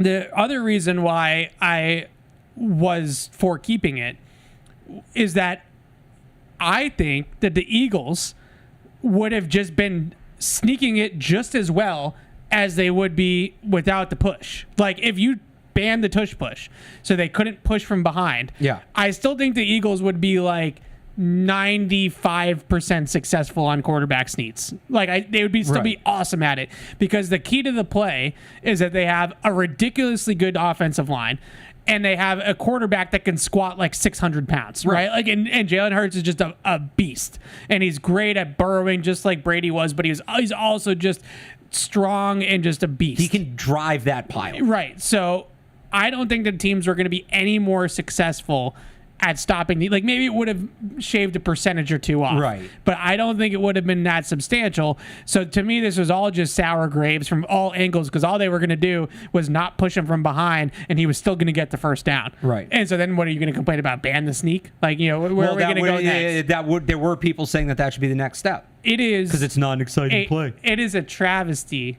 that they almost allowed all of the Eagles competitors to just write a play that they have found to be very successful out because they all can't stop it. Like, that's pathetic. Like, I'm sorry. If there's any play that should be written out, it's that Miami Dolphins cheat motion, because it actually is illegal. Yeah. But that's another story. But to your point, and if I can transition out of the other one, like, you don't want the tush push to be there. Get better. Stop it. Get creative. Figure out a way to stop it. Get better players. Same thing with the divisional one. That was sour grapes too. The Lions or whoever it was that put it out there, like they lost a potential home playoff game, and be better, win your division. Like, it's that simple. So so it was the Vikings, right? So the Lions were the ones that proposed the rule. Yeah. And the Lions and the Vikings both finished with great records. I can't remember off the top of my head. They both won like 13 games. The Lions won the division, right? The Lions won that last game of the year, and so why did they propose it then if they got the home? Because I think that they just probably felt bad. I don't know. Like, it's definitely not it. So the Lions won the division, but finished, I believe, with the same record as the Vikings, but won the tiebreaker because of the head-to-head, and they ended up winning the division. So the Vikings ended up being the highest wild card seed, so they were the 5 seed, which meant that they had to go on the road on wild card weekend for the first round of the playoffs, even though they had a better record than the team that they were playing against at home. So that's why the rule was proposed. You made a good point before we got on the air about it, because I was thinking about this, and I was like, well, you still make the playoffs for winning the division, right? So you can still go. So it was still going to be, but like if a team got in at 7 and 9, they would be the 7 seed instead of the 4 seed. Right, 8 and 9. Yeah. Yeah. So that was what I was going to say. Like, if you were 8 and 9, like a couple years ago that happened, right? There was a division where the division winner happens was every few years. Yeah. The most famous one is that Seahawks team that got in, and then that was the Marshawn Lynch beast mode run. Right. So you could still get in at 8 and 9 and win the division, and you would get an automatic bid into the playoffs, but you would be the 7 seed in the playoffs. You would not be the 4 seed in the playoffs. Right. That I could understand. Now, you brought up a good point, though. Those for the division end of season games, like the Vikings and the Lions last year, those would be obsolete because both teams were already making the playoffs. I don't understand this. Everybody says it makes the games late in the season more important. It doesn't. It makes them less important. If two teams are playing to get a playoff spot, they're playing to get a playoff spot. Whereas, like, if you have two teams at the top of the division, it's going to be like, in baseball for how many years? The Red Sox and Yankees would both have 90-something wins, and it was, they'd meet in September, and they're both clearly in the playoffs at this point. The division, it didn't mean anything to win the division.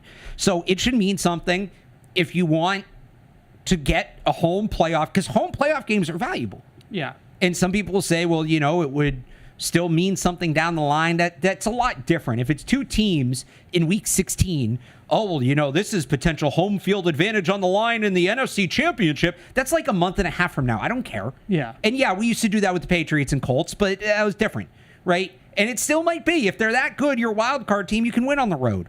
Winning your division should matter. It creates those rivalries. It makes those games mean more. We were talking about this off the air, Evan. It was a really good point.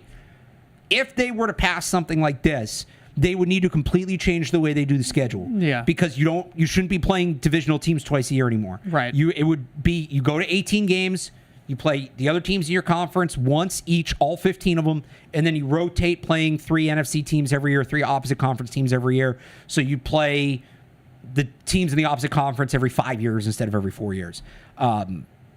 If anything, I think, and I had added this, I think they should up the stakes divisionally.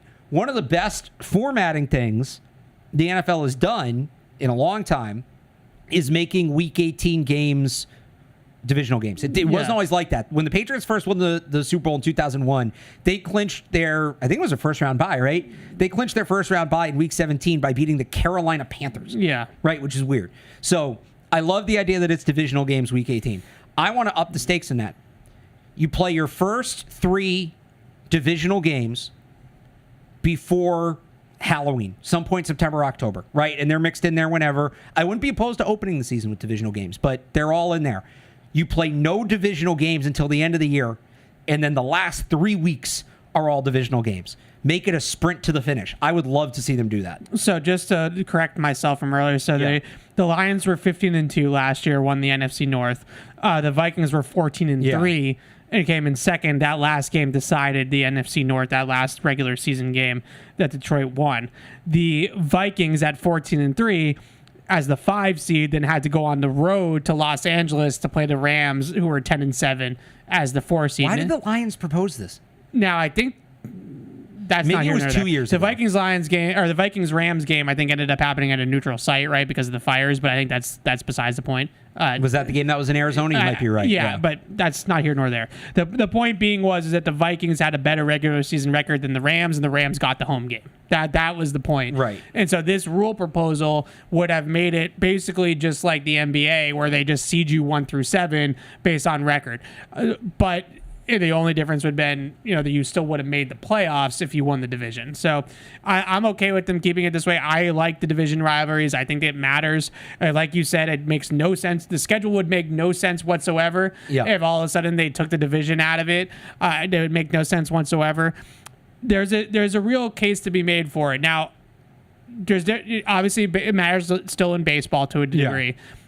In hockey, they have like the hockey playoffs is just a mess. The sub-conferences that stink. The whole thing just stinks. The NBA does 1 through 8. I don't even know. Now it's 1 through 10. Who's in the Celtics division? If you asked me who's in the Celtics division, I don't know if I'd get it right. Yeah, Knicks, Toronto. There's one more team. Is it 4 teams or 5? I think it's 4. So, because you said Knicks, Toronto. I thought the Magic were. Know about the Magic. The Sixers must be. Yeah, I think. Here we are talking Celtics again. No, the NBA doesn't need divisions. Like, there's zero purpose. I think technically one team from each division has to get in the playoffs, but it never comes up because there's only 2 divisions. But they used to matter in the NBA like it does in the NFL, where the division winners would, and it made no sense. Like these teams that were winning these divisions were like 10 wins worse than the teams below them, and it just didn't make any sense. So they did away with it. I think in football, because you play so few games, because the rivalries have built up and matter, because it also is like territorial to an extent. Like you have the border war between the Patriots and the Jets, and like you still have those things. It's one game. It's not a series in the playoffs, right? And then you also, maybe not so much in the AFC East because I don't think that there is quite as, maybe the Patriots and the Jets are at that level, but it doesn't feel like there's quite as much bad blood. But in some other divisions, there's some real bad blood between these teams. Like what's it? The AFC South is ridiculous. They hate each other. Yeah. Was it the Saints and the Bucks, or Saints and the Falcons? The Southern, because the AFC and NFC South, those teams are in college football world, so they have kind of that college rivalry feel. Sure. I mean, they moved, but Niners, Raiders, there's a lot of hatred there. Yeah. Seahawks, Niners has some good bad blood there. So so I think it's cool in football. All right, a couple of emails here, and then we'll wrap it up. So this is an email from Ford in Savannah, which I think proposes an interesting point. Although there's one thing I have to kind of correct here. Okay. So with the quarterbacks being played like they are today, it seems like the quicker you pay a franchise quarterback, the better the price ends up being in the long run. Agree. Do you think if May proves this year that there is any sense in giving him a long contract? So Drake May, they can't extend Drake May until after his 3rd season in the NFL. So no matter what, they can't extend him next offseason. It's not until the offseason after after that he's eligible for a contract extension. But I do agree with Ford's overall point that for the most part, the earlier that you do it, the better the deal is. Call that the Dak Prescott theory. So we only have a couple minutes, and this is probably a bigger topic for us. But Brock Purdy just signed a 5-year, $265 million deal with the San Francisco 49ers with $181 million guaranteed. You know how I feel about Brock Purdy. And my feeling on Brock Purdy is that he's probably over that line of demarcation of pay, not pay. Like, you probably had to pay him. But I don't know if Kyle Shanahan and the 49ers are ever going to get over the hump with Brock Purdy being their quarterback. That's the place you don't want to be. The place where the quarterback is too good to let him walk, and you can't start over because you're not probably going to find better, but is not good enough to win you a Super Bowl. That's purgatory. Like, that's the worst place you can be with a quarterback. But looking at Brock Purdy's deal, and I just said earlier that Drake May's not here yet. He's not a franchise quarterback yet. It's going to go up another 10, 15 AAV by the time Drake May We're looking, so it's not the 2026, it's the 2027 offseason that Drake May is eligible for an extension. If Drake May has a great 25 and 26 and then becomes contract eligible 27, you are looking at giving Drake May $55 to $60 million probably a year. Well, because who else is going to sign in between now and then? So Burrow already signed, Purdy signed. So that's the 19 draft, or that's the 20 draft. The 21 draft. Trevor Lawrence already signed. 22 draft. CJ Stroud. Yeah. CJ Stroud will be the one that resets it. Again, yeah. And then who was last year? Why can't I think of? Well, last year's May, Williams, Daniels. Oh, that was the year after. Yeah, you're right. Yeah. No, isn't there 1 year in between? Yeah, the Kenny Pickett. Oh, that was Kenny Pickett. Yeah, okay, that's what we're missing. So, yeah, you're going to look at what CJ Stroud gets, and he's probably going to use that as a baseline. But, I go back to Dak Prescott was eligible for an extension, and in the time the Cowboys waited and haggled, Lamar Jackson signed. Yep. Josh Allen signed. Patrick Mahomes redid his deal. Burrow signed, and there's a few more in there. The expectation was initially when Prescott was first eligible that he was probably going to be somewhere in $40 million a year, about that, which is a lot. And at the time, I think would have made him like a top 5 highest paid quarterback. By waiting, the Cowboys, he's a $60 million AAV. Yeah. Because they waited and let all those other guys sign because nobody wants to take less money than the guy before. And usually those contracts, the guaranteed money with these quarterback contracts is everything. Yeah. Usually they're like almost 3 or 4 year deals. He's second in guaranteed behind Josh Allen. So you're looking at, I think signed after. You're looking at the Niners, for example, once that extension kicks in. Like Purdy is a Niner for the next 4 years. And there's really nothing they can do about it. So, but the point being, you're gonna these contract. If the player's good, the contract's not bad because the cap explodes so much. Right, Patrick Mahomes, when he first signed that deal, we were like, oh my God, wow, Patrick Mahomes. He is I'm still scrolling. His deal is like a Brady-esque bargain. Like he knew it at the time too when he signed it. Right. Like he signed a team-friendly contract a la Brady. But some of it is even like some of these other guys that we thought signed massive deals at the time. Yeah. They're not ranked that high because even Josh Allen's contract's not that bad. Josh Allen's 6th now in terms of AAV. Yeah. So just sign the guy, get it over with. The cap will go up. You'll be able to swallow it. Unless you're unsure if he's worth sticking to long term, and you want to let it play out. But if you're convinced he's our franchise quarterback, haggling does you nothing. Haggling hurts the team. It helps the player. It's in the player's best interest to drag that thing out as long as possible. The cap's going to go up. You'll be fine. Other players are going to get paid more than them. Get the deal done as soon as possible if you believe in the guy. The tough part about it is, and then we'll wrap it up. The tough part about it is if it's Purdy, if it's Trevor Lawrence, who I think is good, but it hasn't really, that hasn't yielded wins all the time in Jacksonville. Yeah. Well, those are the tough ones because you have to pay that guy because he's so talented. You can see the talent with Trevor Lawrence is clearly worth paying, but. I worry a tiny, teeny bit that ends up being Drake May's fate, where it just doesn't ever really manifest itself, but it's so obvious that he's not the problem and he's really good and like you have to pay him, and that's when we start talking about windows. And I'll wrap this up with Floyd and Redford, Michigan's email, because I said I wasn't going to talk Celtics, but we're an hour and 57 minutes in, and Floyd is making us talk Celtics. He emailed in about this. This is the big thing with the Celtics to me too, as it relates to the Patriots. Like there's windows, right? Yeah. There's contending windows, and a big reason why contending windows exist is because eventually two things happen: your roster gets expensive, and your roster ages out. Those are the two big things. And if you're the Patriots, you right now are at the very, very beginning. You're not even in the window yet. You're probably looking. You're on the doorstep. Yeah, you're probably looking at the window. But if you go into the window and you don't maximize that window, now in 2027, when you have to extend Drake May, he becomes a $60 million quarterback, and now it becomes a lot harder to fill out the roster around him. The Celtics are in a similar position now where they're in the middle of the window. They put their chips all in the middle. Towards the end of the window. And then they didn't win, right? So now that's the tough spot that you're in. Well, they won one, but talking about this year. I remember somebody telling me this, and I've said this before, but the ideal path when you draft a quarterback, when you rebuild, year 0 is the year you suck. Yeah. So year 0 is the year you get the pick for that quarterback. So essentially in this scenario, year 0 is 2023, right? Right. Year 1, there's one goal. There is one goal, and it is the quarterback you drafted an NFL, is he a guy? Is he a guy you're going to invest and build around? If not, you go back to year 0. The Patriots check that box. They had to make a coaching change, which usually doesn't come with that, but that's year 1. Year 2, you feel good about the quarterback. Now you start investing around him. The goal for year 2, you should be in the mix for a playoff spot. Maybe you just get in. Maybe you get eliminated the last week, but you should be competitive. You should be beating some playoff teams. You should be in the mix. Year 3, you should be in the playoffs. The expectation should be to be in the playoffs, and you should be contending for your division. Maybe you just miss it, but you should be contending for your division.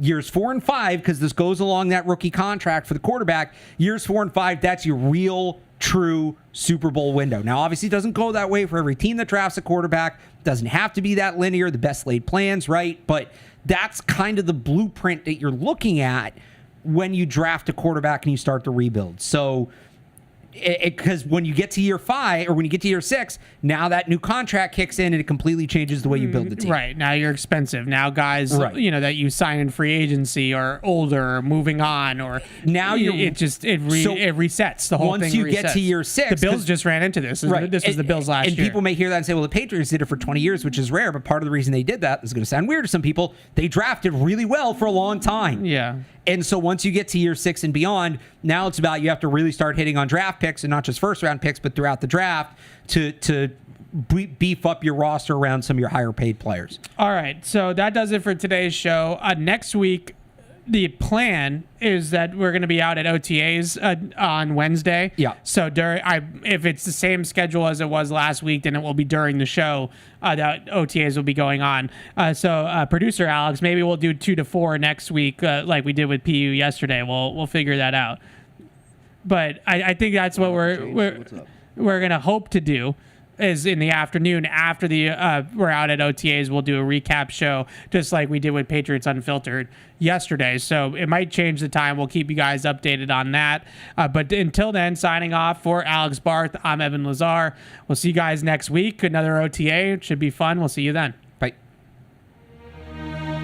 Hey, this is Evan. Thanks for tuning into the show. If you really want to help us, make sure to like us on Apple Podcasts, Spotify, or wherever you get your podcasts. Also, make sure to follow on the New England Patriots YouTube channel to see this show and everything else we do here at the Patriots. Thanks a lot.